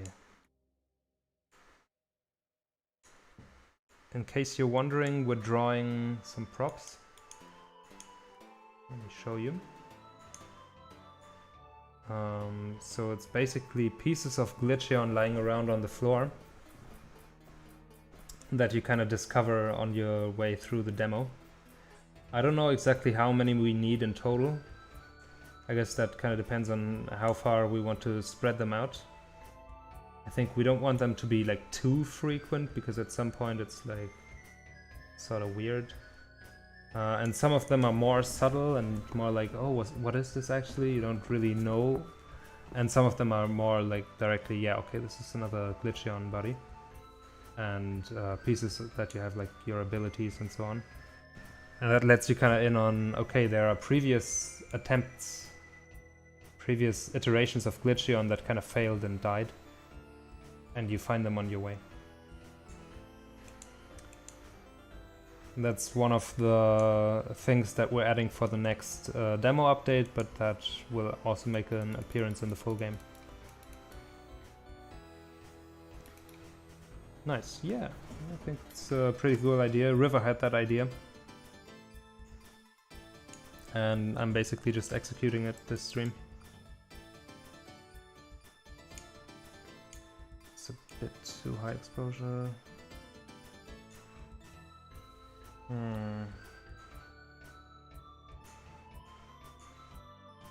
Still too high.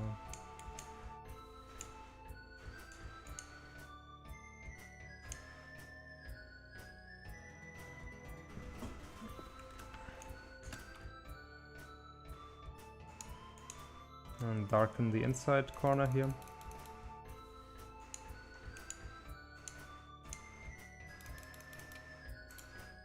And especially this wall.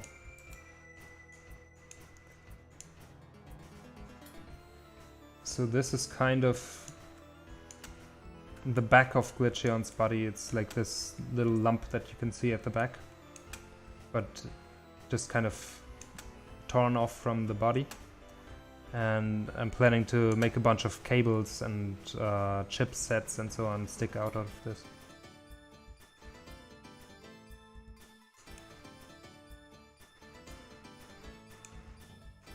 Make the bottom look a little darker, but then have a little rim around the very bottom that is a little brighter because it reflects the floor a little.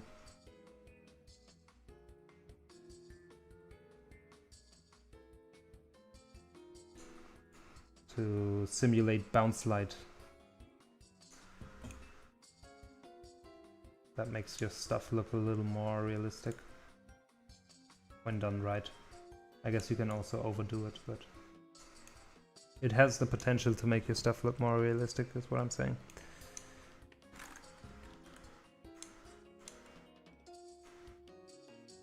Okay, so we're lighting this a little as well.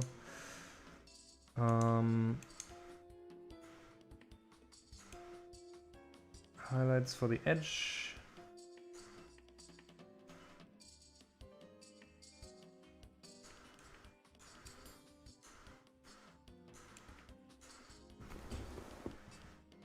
Okay.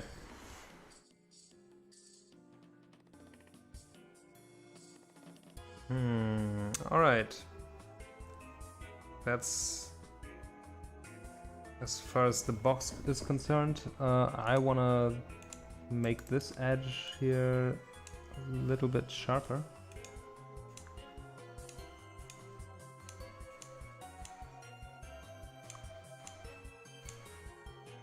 You have to be a little careful with the sharpening tool, but if you apply it right,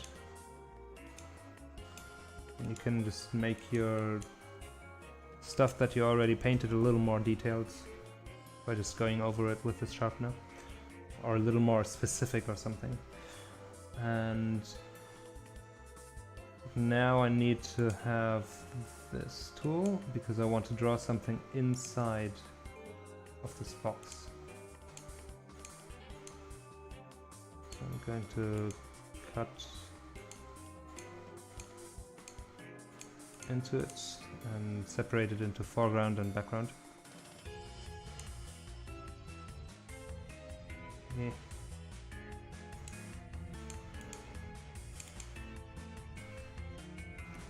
So now we just have a foreground layer and a background layer, and then we can draw in between those two.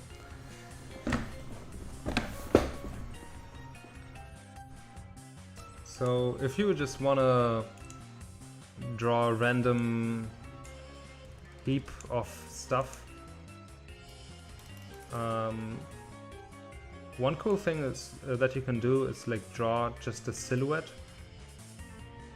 of the heap that looks kind of interesting, has a bunch of different protruding edges and so on. So you have a somewhat detailed silhouette.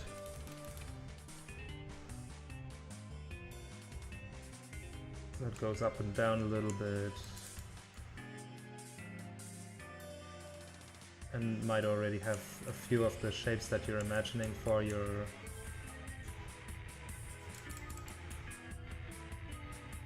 creation.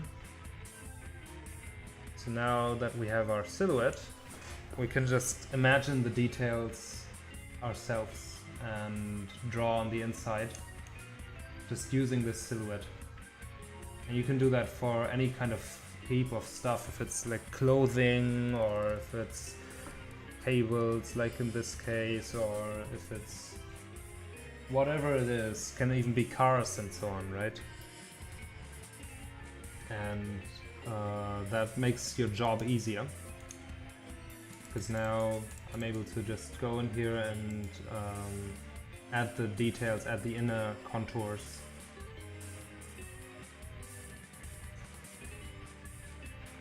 Oh, so you like cables? Try hellos. Yes, that makes a lot of sense.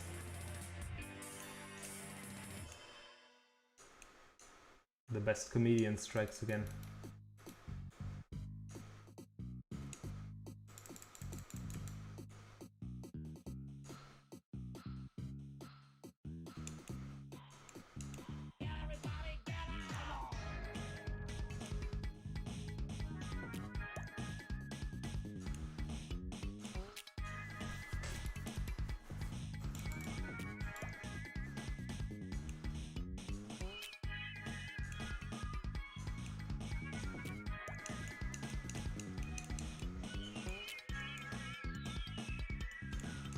So I'm just drawing whatever random details come to my mind, really.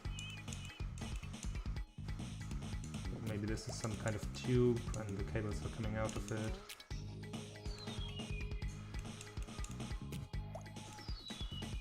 And then we can render everything and detail everything later.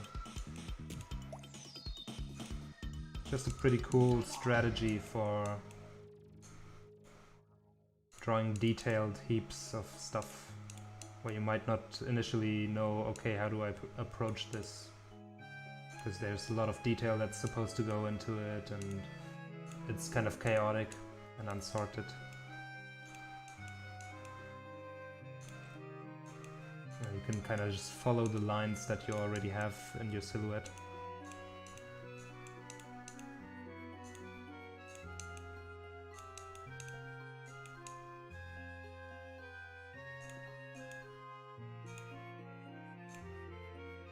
And draw into it one by one, bit by bit, until you kind of have everything filled out on the inside, and then you can just render it.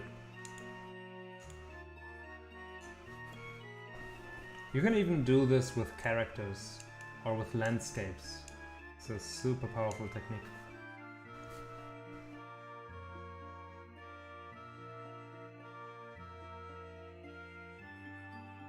Alright, I think that's pretty nice.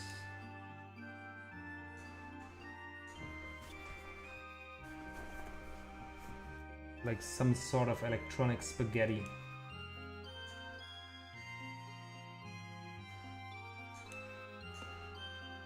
Okay, now for the individual things, we'll just go in there and color them differently.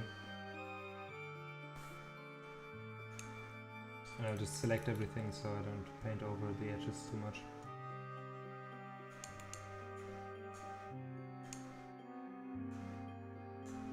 Give it some kind of bluish cyan color for this one, why not?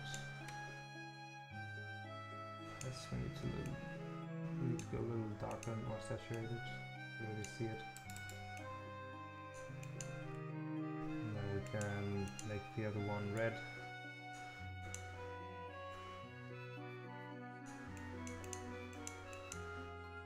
And the lighting can happen afterwards.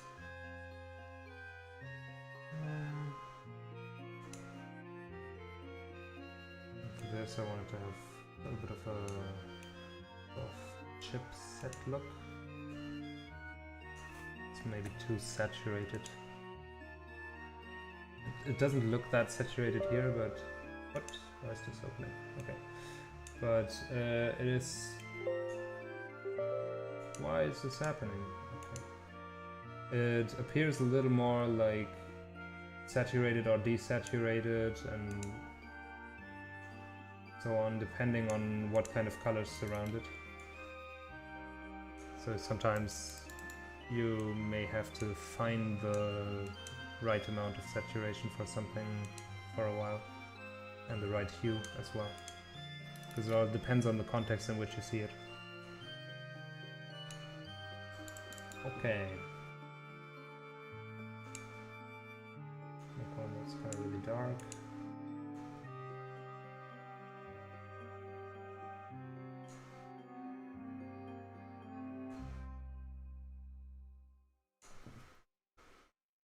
Another one here.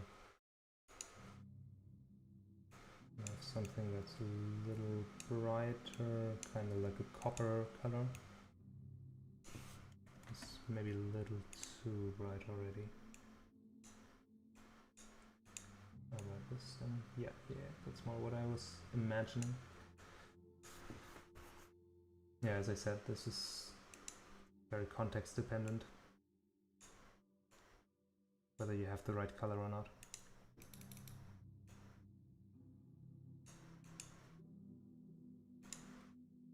And then this larger tube can be some sort of cyan metallic thing.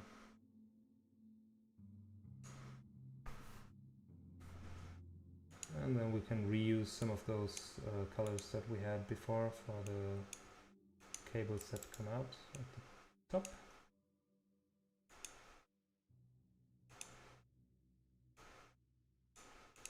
That kind of red color, and then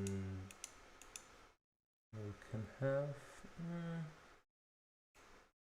a brighter tone, perhaps something like this. Let's see it. I think it can be a little brighter, less saturated. So like that. We have a few different ones. You can also add some of those whiter cables here.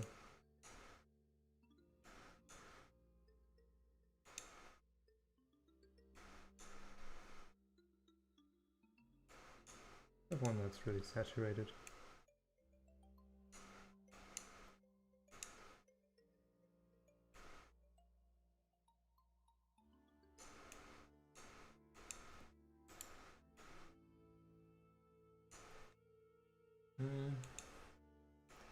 And some darker ones that are just black.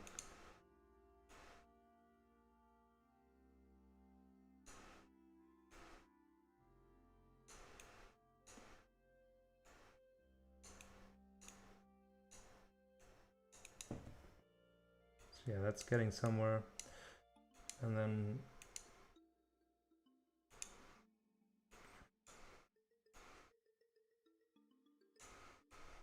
as I said, I wanted to have a little bit of detailing in the end, and we're going to do that now.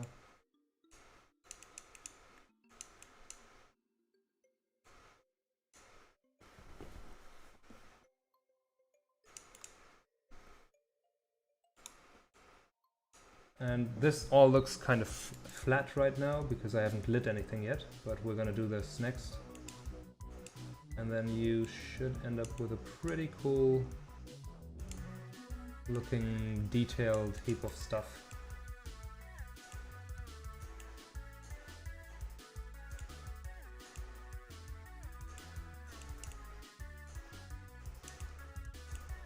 And yes, this is a little more work than maybe kind of the generic shape around it, but of course it also has a lot more detail, so that's kind of why.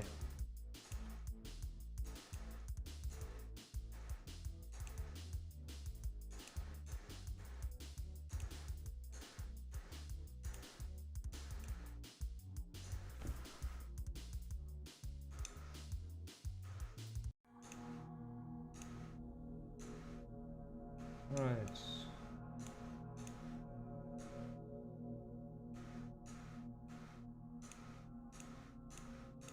Make this a little brighter. Right here.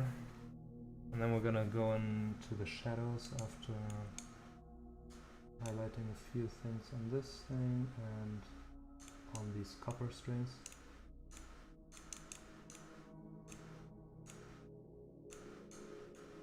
And go into shadows to just give it the final bit of shading that it still needs, so it doesn't look too flat. Guess I wanted to have a little bit of red in here, I just remembered.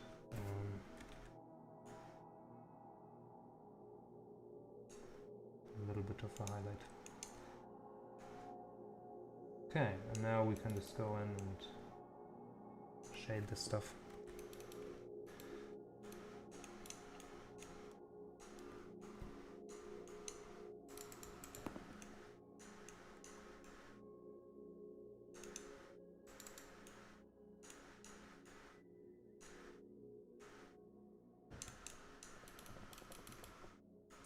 Especially where things like touch the edges, or maybe make them a little bit darker, or where they go into the depth of it.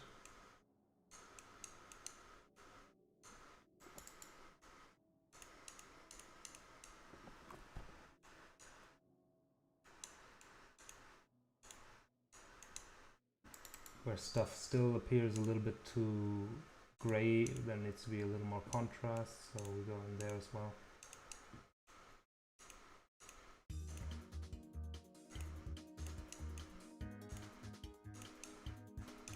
And luckily none of this machinery and so on, none of this tech has to make any sense. It just has to look like it could be something.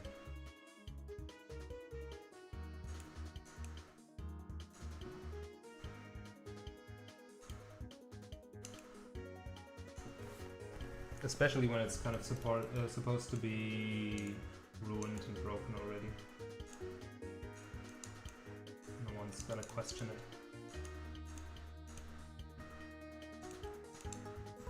Because if you have looked at especially images of destroyed stuff, you can often not even make out what the individual pieces really were supposed to do or be.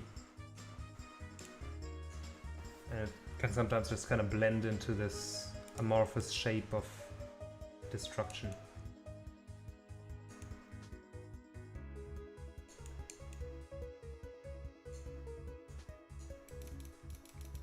Add some highlights here in a few places.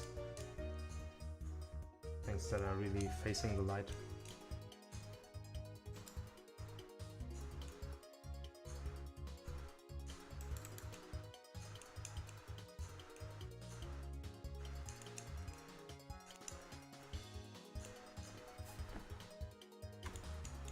This is still all a bit blurry, as I've done a couple of times before.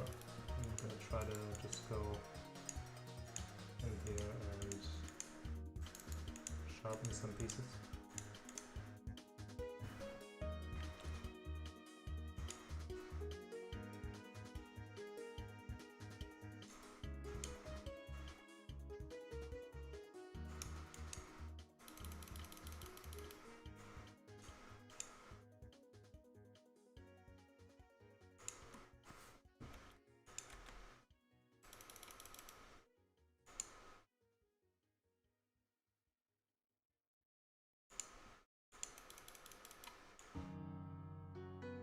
just gonna go over it slightly to adjust its tone a little bit and make it blend in a bit more with the hull around it.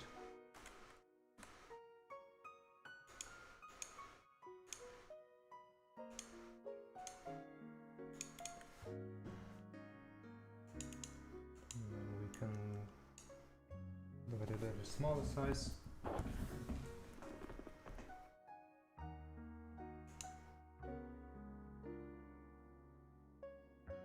Alright. Not entirely happy with it. I think it might need a little more work.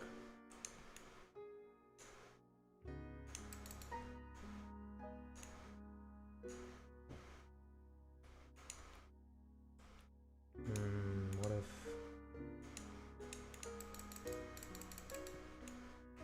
I just saturated some of those highlight parts a little more?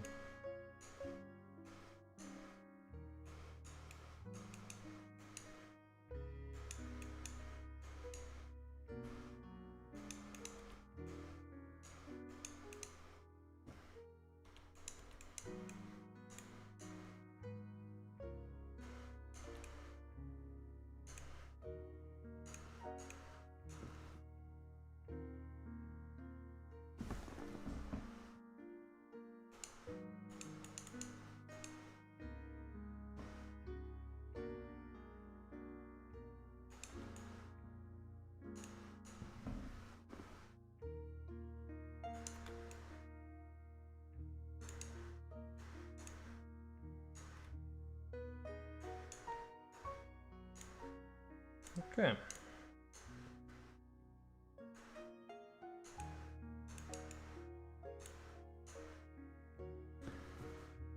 I was drawing assets for my game the whole day, and now what am I going to doing to relax? Watching someone else drawing assets. Yes. Well, I'm glad you're here. I hope it's somewhat relaxing, or maybe educational, or whatever, or entertaining. Whatever you're looking for in this.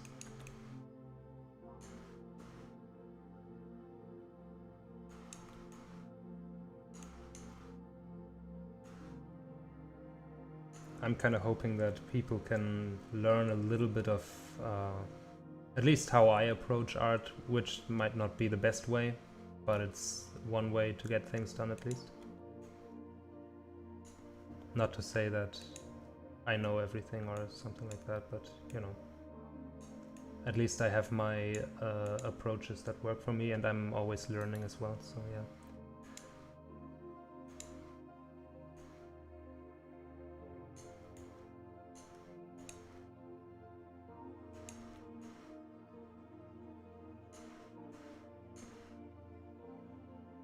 It's starting to get there a little more, I think. Yeah, it's starting to look better. Okay. Notice my message. Messages just get lost whenever someone else types. Your message is made some progress. Not that great, but at least I tried. Sent it on Discord. Okay, I'm gonna look on Discord. Oh, it looks pretty cool. I like it. Free now. Now melting teeth. 20% more. Let me show that.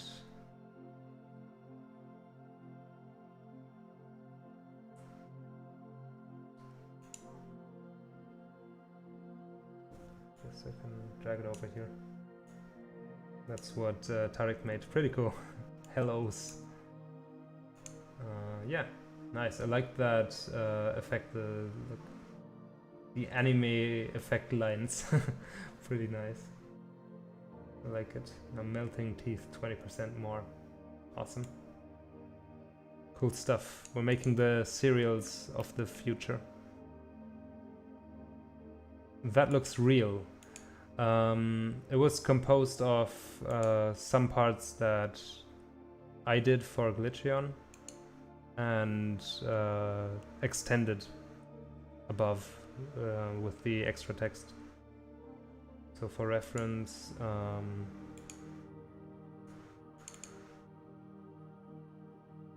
Give me a second.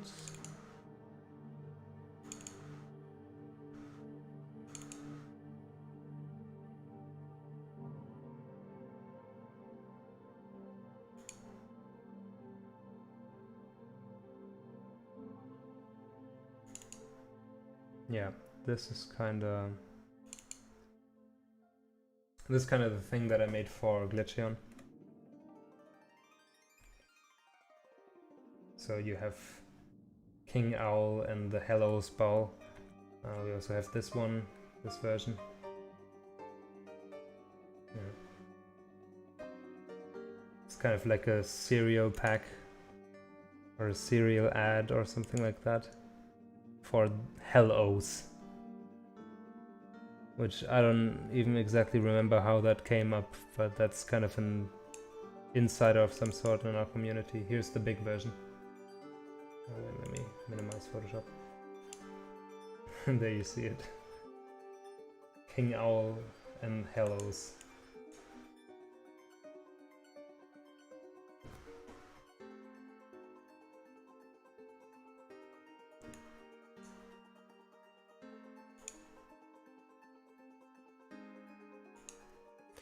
Okay.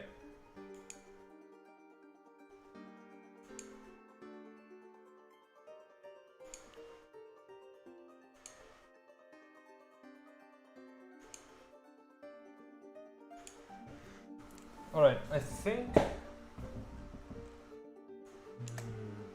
me try one thing here. Yeah, I think that some of that stuff is a little bit too dark. I'm going to try to mitigate that by making the dark tones just a tad brighter. That things kind of fit in more.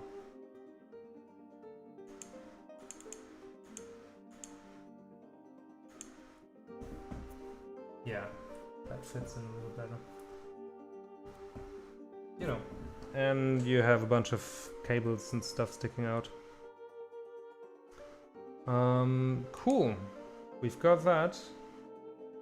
This right here, that's the new one. And for the final thing for this stream, let's try to make an entire Glitcheon that just got kind of squashed.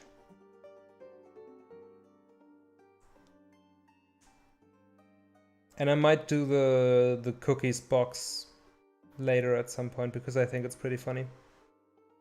I'm not exactly sure where that would go, but I like the idea of it, so I might do that later. Alright, so for the final thing, a Glitcheon body that kind of got squashed on the floor or something like that and is all bent and so on. And let me kind of see if I can find something similar already, because for a secret that you can find in the game, I have actually drawn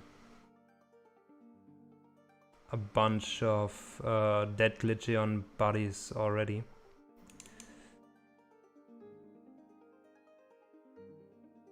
So you can see things like this. A little hard to see right now, but it's kind of like squashed.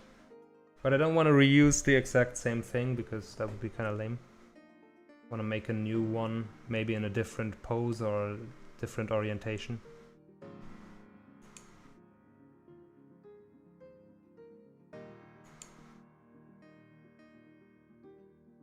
So I'm thinking it could be cool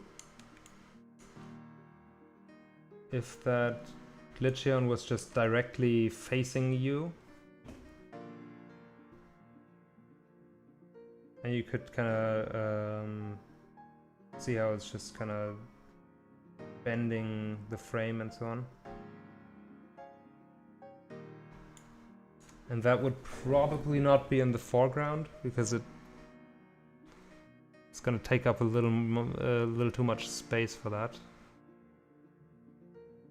Is the foreground, does it have less space? I don't even think it does. I think these platforms are actually kind of...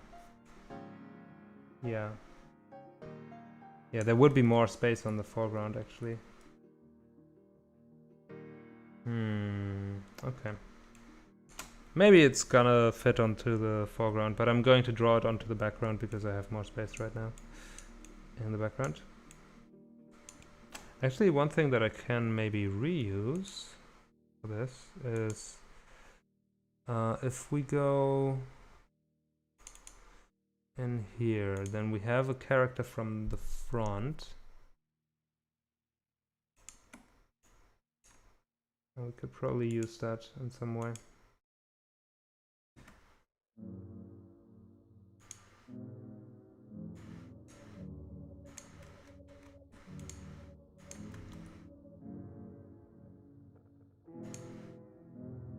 Those two are supposed to go together. Yes, like that.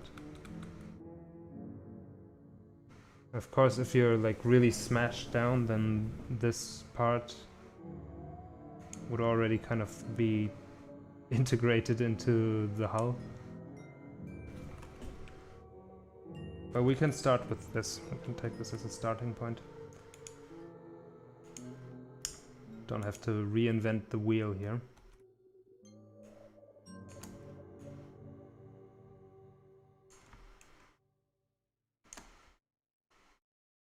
And the wheel is actually probably what I'm going to remove.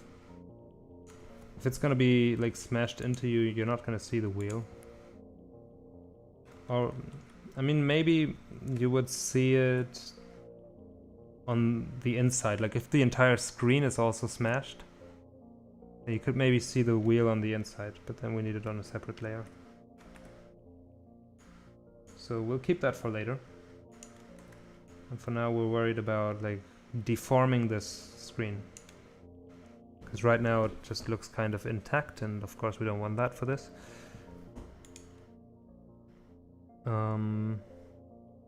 Yeah, so we need to really squash it. I'm still thinking about how I should do that. Because if I do this, this sort of stuff should deform. Should go like kind of zigzag or break. And this stuff should not shorten.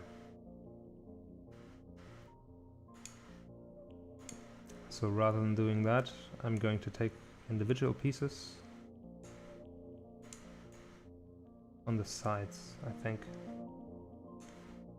I have to figure it out. I have to think of some ways to do it. What if I warped this? I don't know if that's the best approach.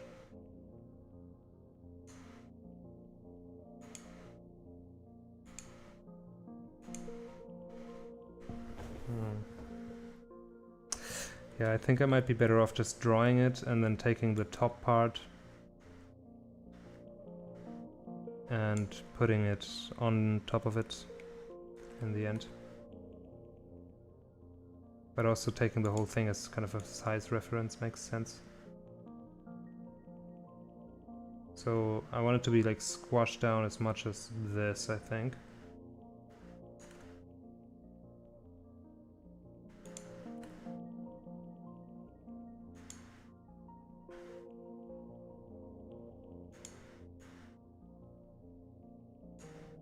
So I guess maybe we can... Oops, I just accidentally clicked on that. Okay. Yeah, so we can kind of do this. And I'm just gonna draw on top of it. Oops, that's not what I intended. Just want to get it into the inside. Hey, no, not like this.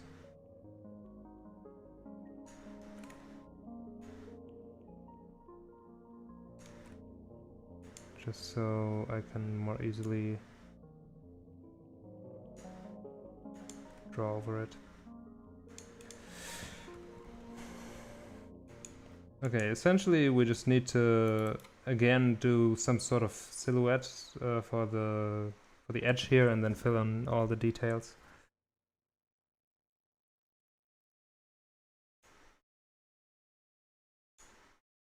That's soft light. We want it in normal and full opacity, full hardness, no spacing. Perfect. I think, yeah, that can be a little thicker.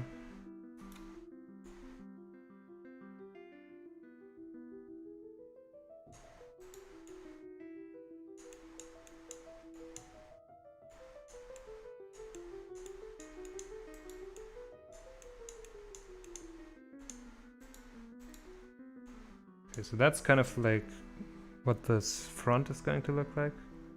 Squashed.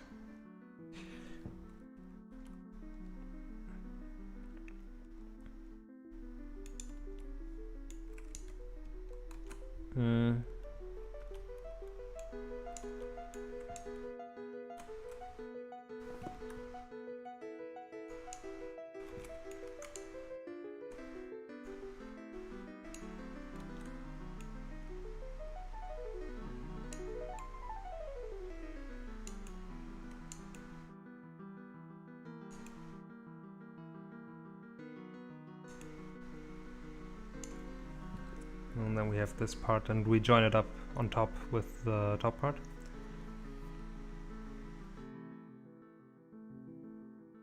And then there needs to be some kind of three-dimensionality of it going into the back as well, but first let's worry about just drawing the frame and then we can do the, like, whatever is behind there. And then, of course, yeah, this has like a shape in here and some back walls. And I don't know, we'll worry about the rest later.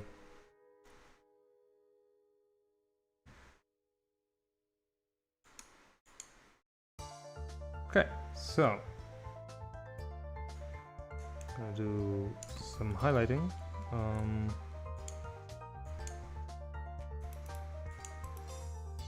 Maybe let's do a little bit of shading first.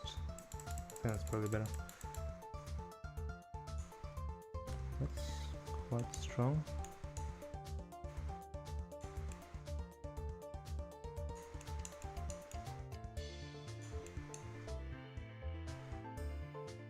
So whatever's facing the bottom gets shaded especially.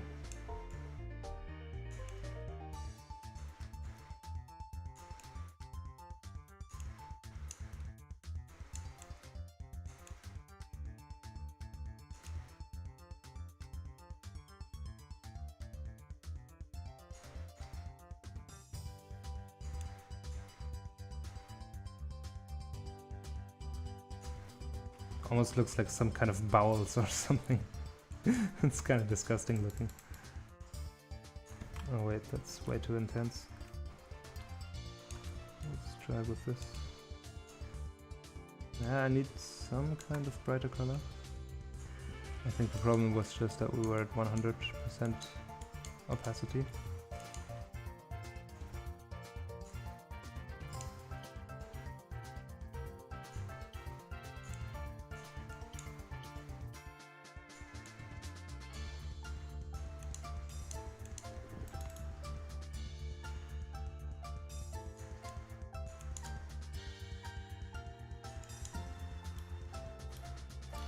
And we can kind of light it a little bit like this.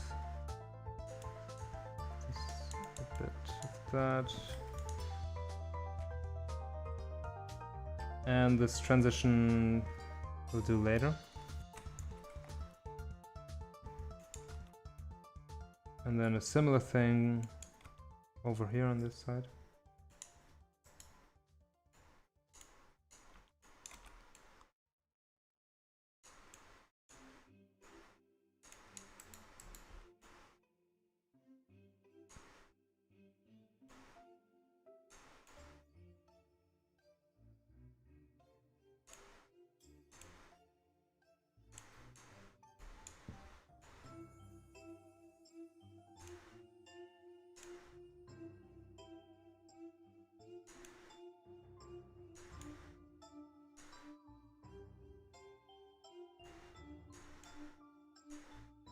Can shade it.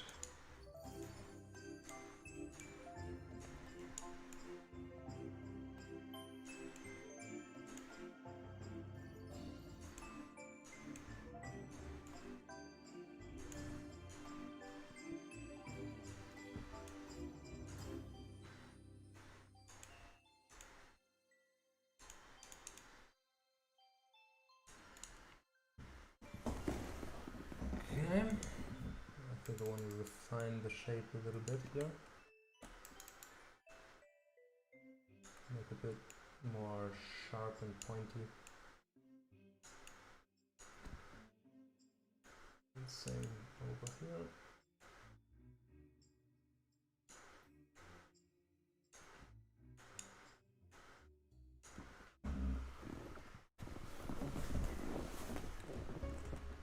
Okay. And then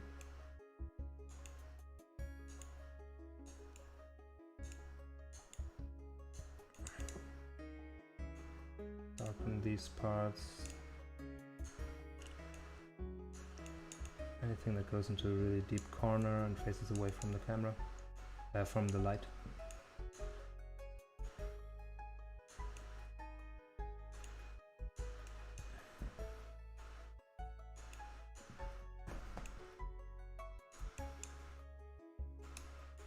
And we can do just a little bit of highlights.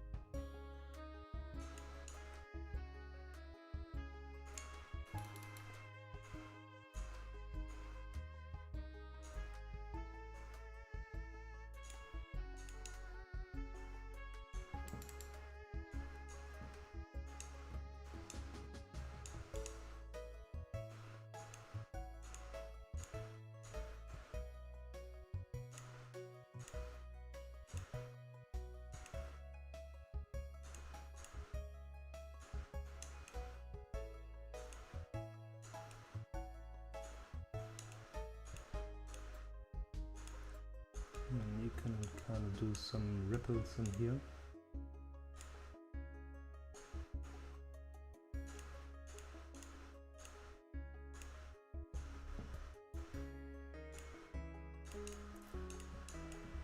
To show that even this part is a bit squashed. Further accentuate that by darkening the dark parts in between.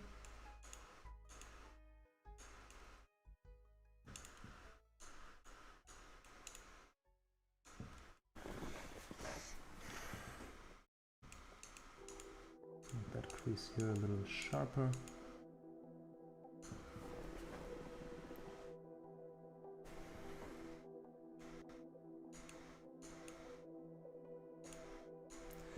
Okay, I think now we can try to join these pieces up. Is that the right thing? Yeah, I think I just wanna hold on. Before I do this, let's go in with the eraser here. And we really don't want that back part to be part of that. That can come in later.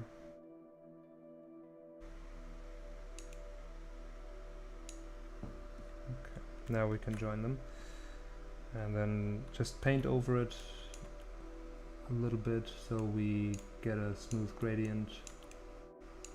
Blend it together.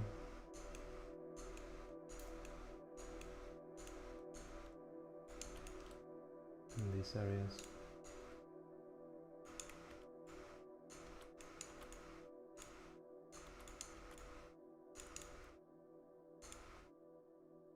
Kinda like that. And that's looking pretty nice. Okay.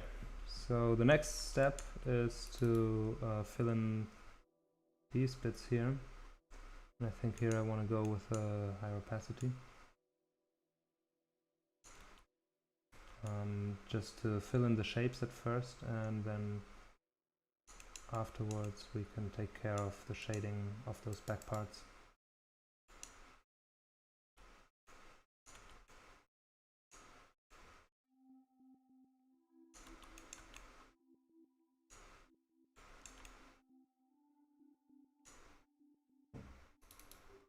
Oh hey, it's Glitcheon music.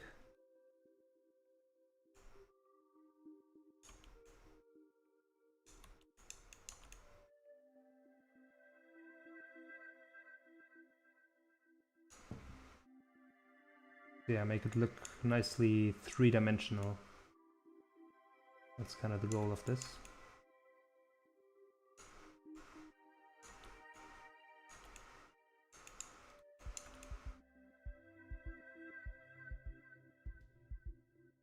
That all these things kind of have a similar thickness as what you see on top.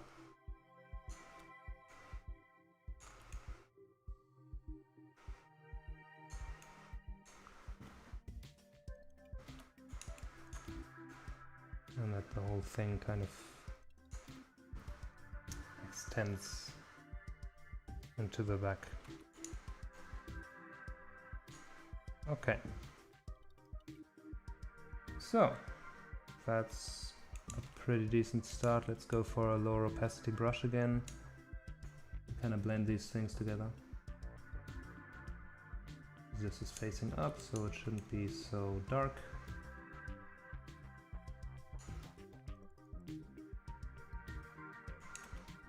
This I actually kind of like. I don't have too much to do here. Actually, this looks kind of good. Yeah, and here we have a little bit of work to do. This entire thing shouldn't be so bright, but then I want like a subtle highlight along here. And darken these parts.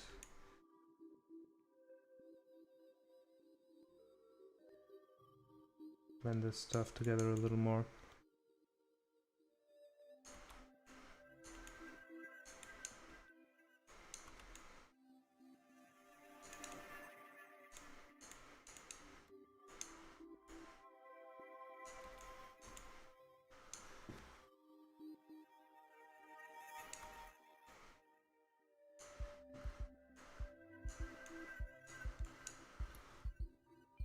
Yeah, that's pretty nice. A little more darkness here.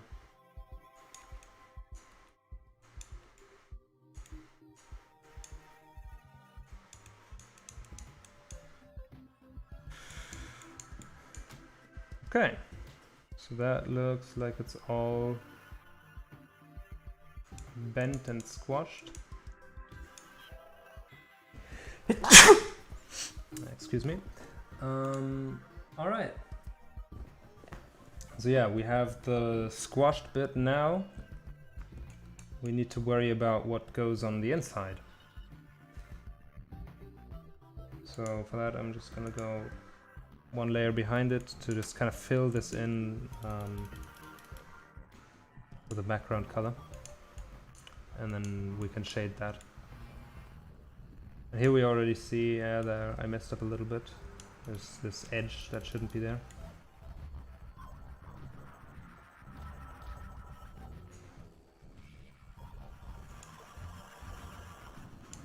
Actually, you know what? Let's just make this actually just the frame.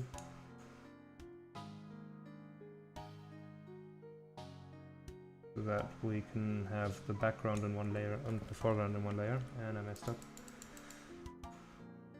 Nice. GG.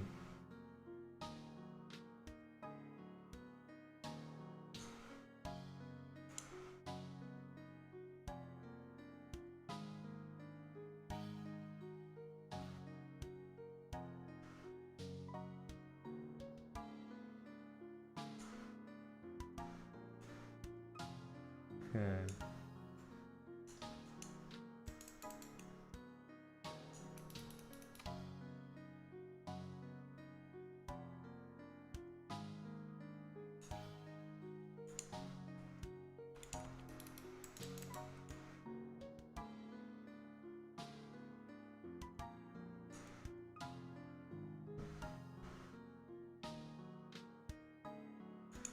I think there's still a little bit.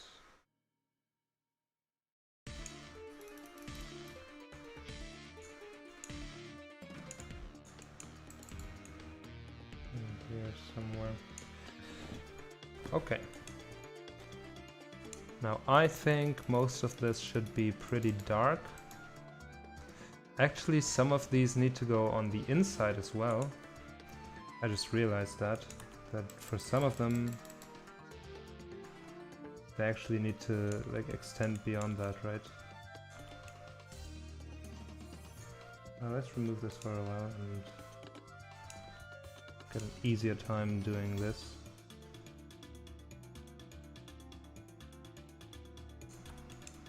Because yeah, of course this is part of it being three-dimensional and going into the background.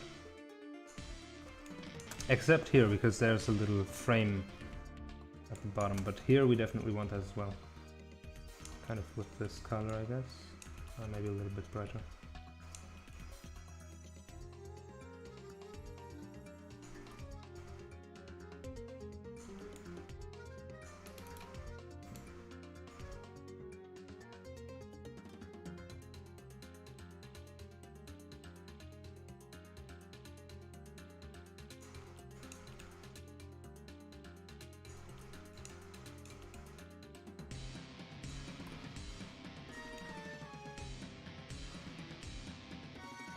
Just guide that into the background here.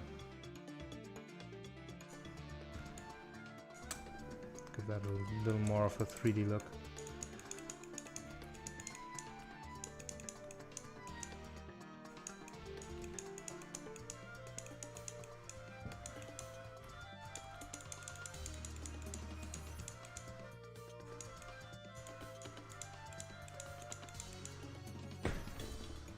Okay.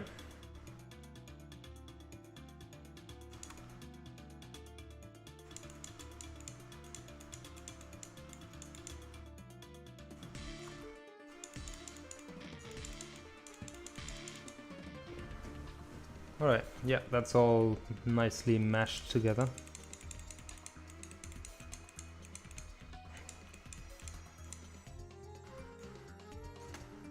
Now we can have that again. Let's see, it actually kind of blends into the back there.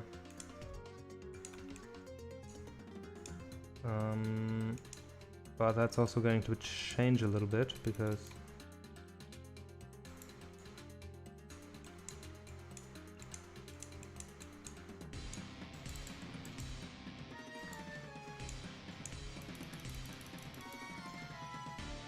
I think this should be even darker. Is this even realistic? Wait, that's a little too big. It should be more like, like here.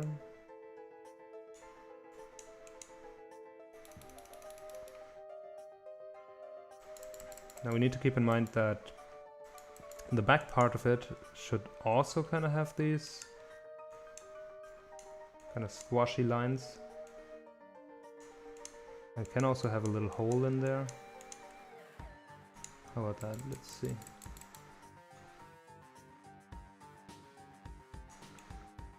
It kind of burst out at the back here and has a little hole. Maybe in multiple parts.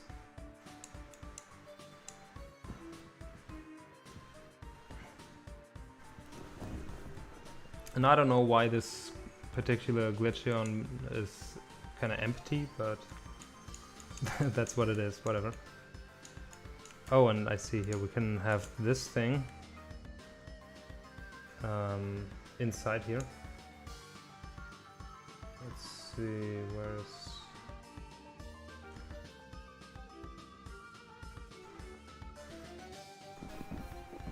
somewhere below. What is this on? On the floor? Oh, okay. I need to go a lot further up. Not that far, I guess, but... let's go here.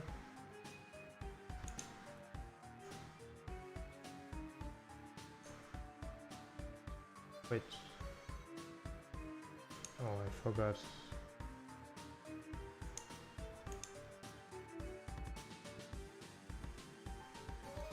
Alright, hold on.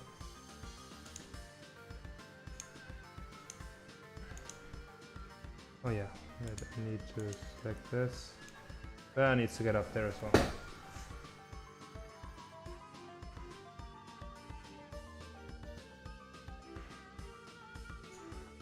Alright, that's what we want. And then this burst into it.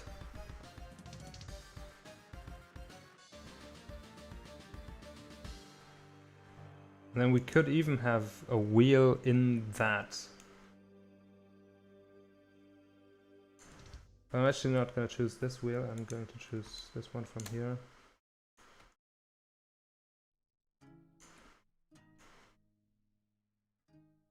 Make it kind of poke out like this.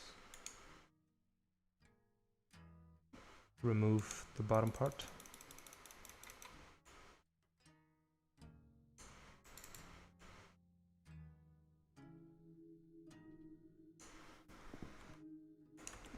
And extend this.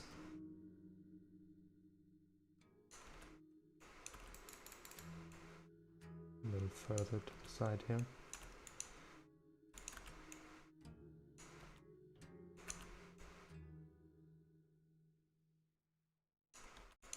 Kind of like that, so that it looks like the wheel went into it and just up into the body from whatever force was crushing it.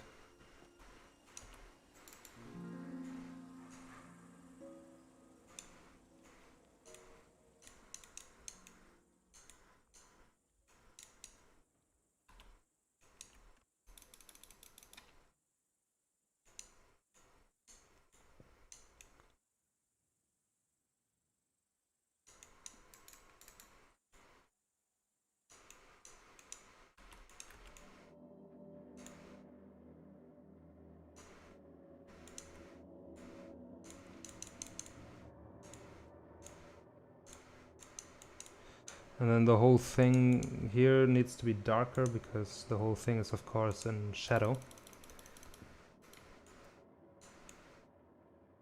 So everything needs to be kind of darker, including the highlights.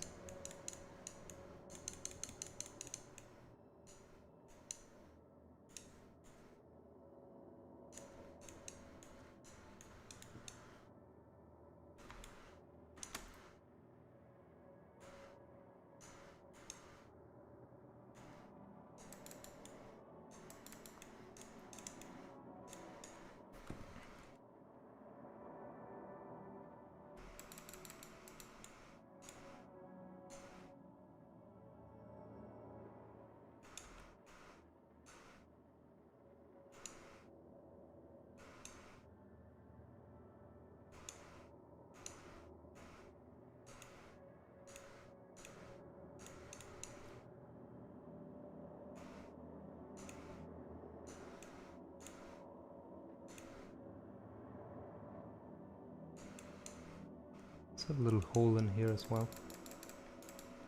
Make it a little more interesting.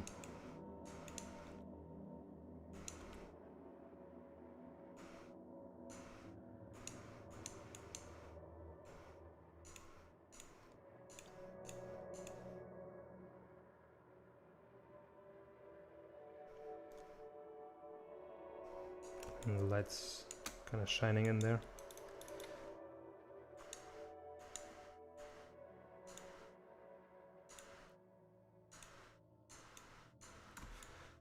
And then, yeah, just the usual stuff. Have some folds. But these are more subtle and in the background. And don't ask me why there's no technology in here. Someone ripped it out or something, I don't know. Maybe that's why this Glitcheon failed.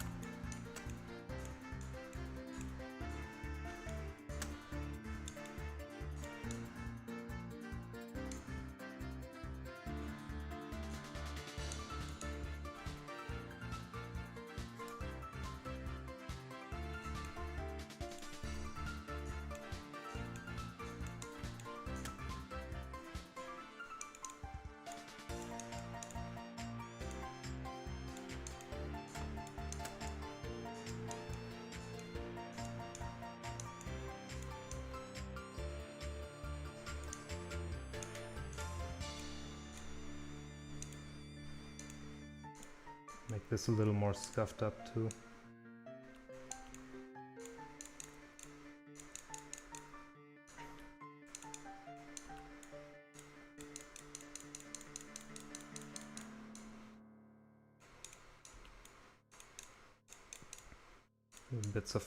Bits and pieces broken off.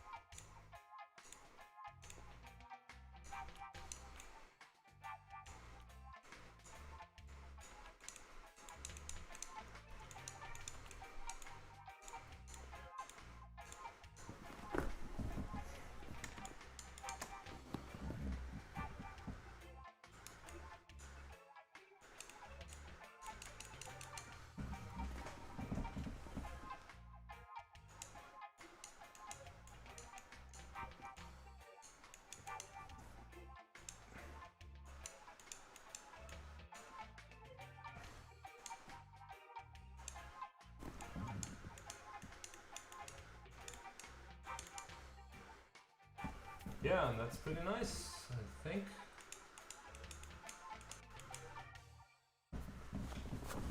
We've got a squashed Glitcheon body with the wheel inside.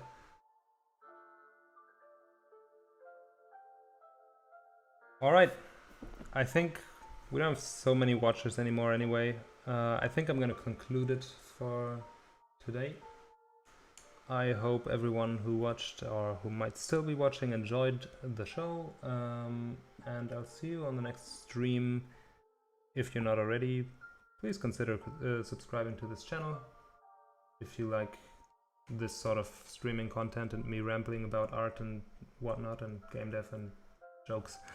And if you like what you're seeing, you can test out the game. It's on itch.io, so try it out. And you can also join our community. The link to the Discord is in the description as well. Yeah, I hope you all enjoy the rest of your day or evening or night or whatever it is in your time zone. And I'll see you on the Discord or in the next stream or wherever I see you. Okay, see you and bye bye.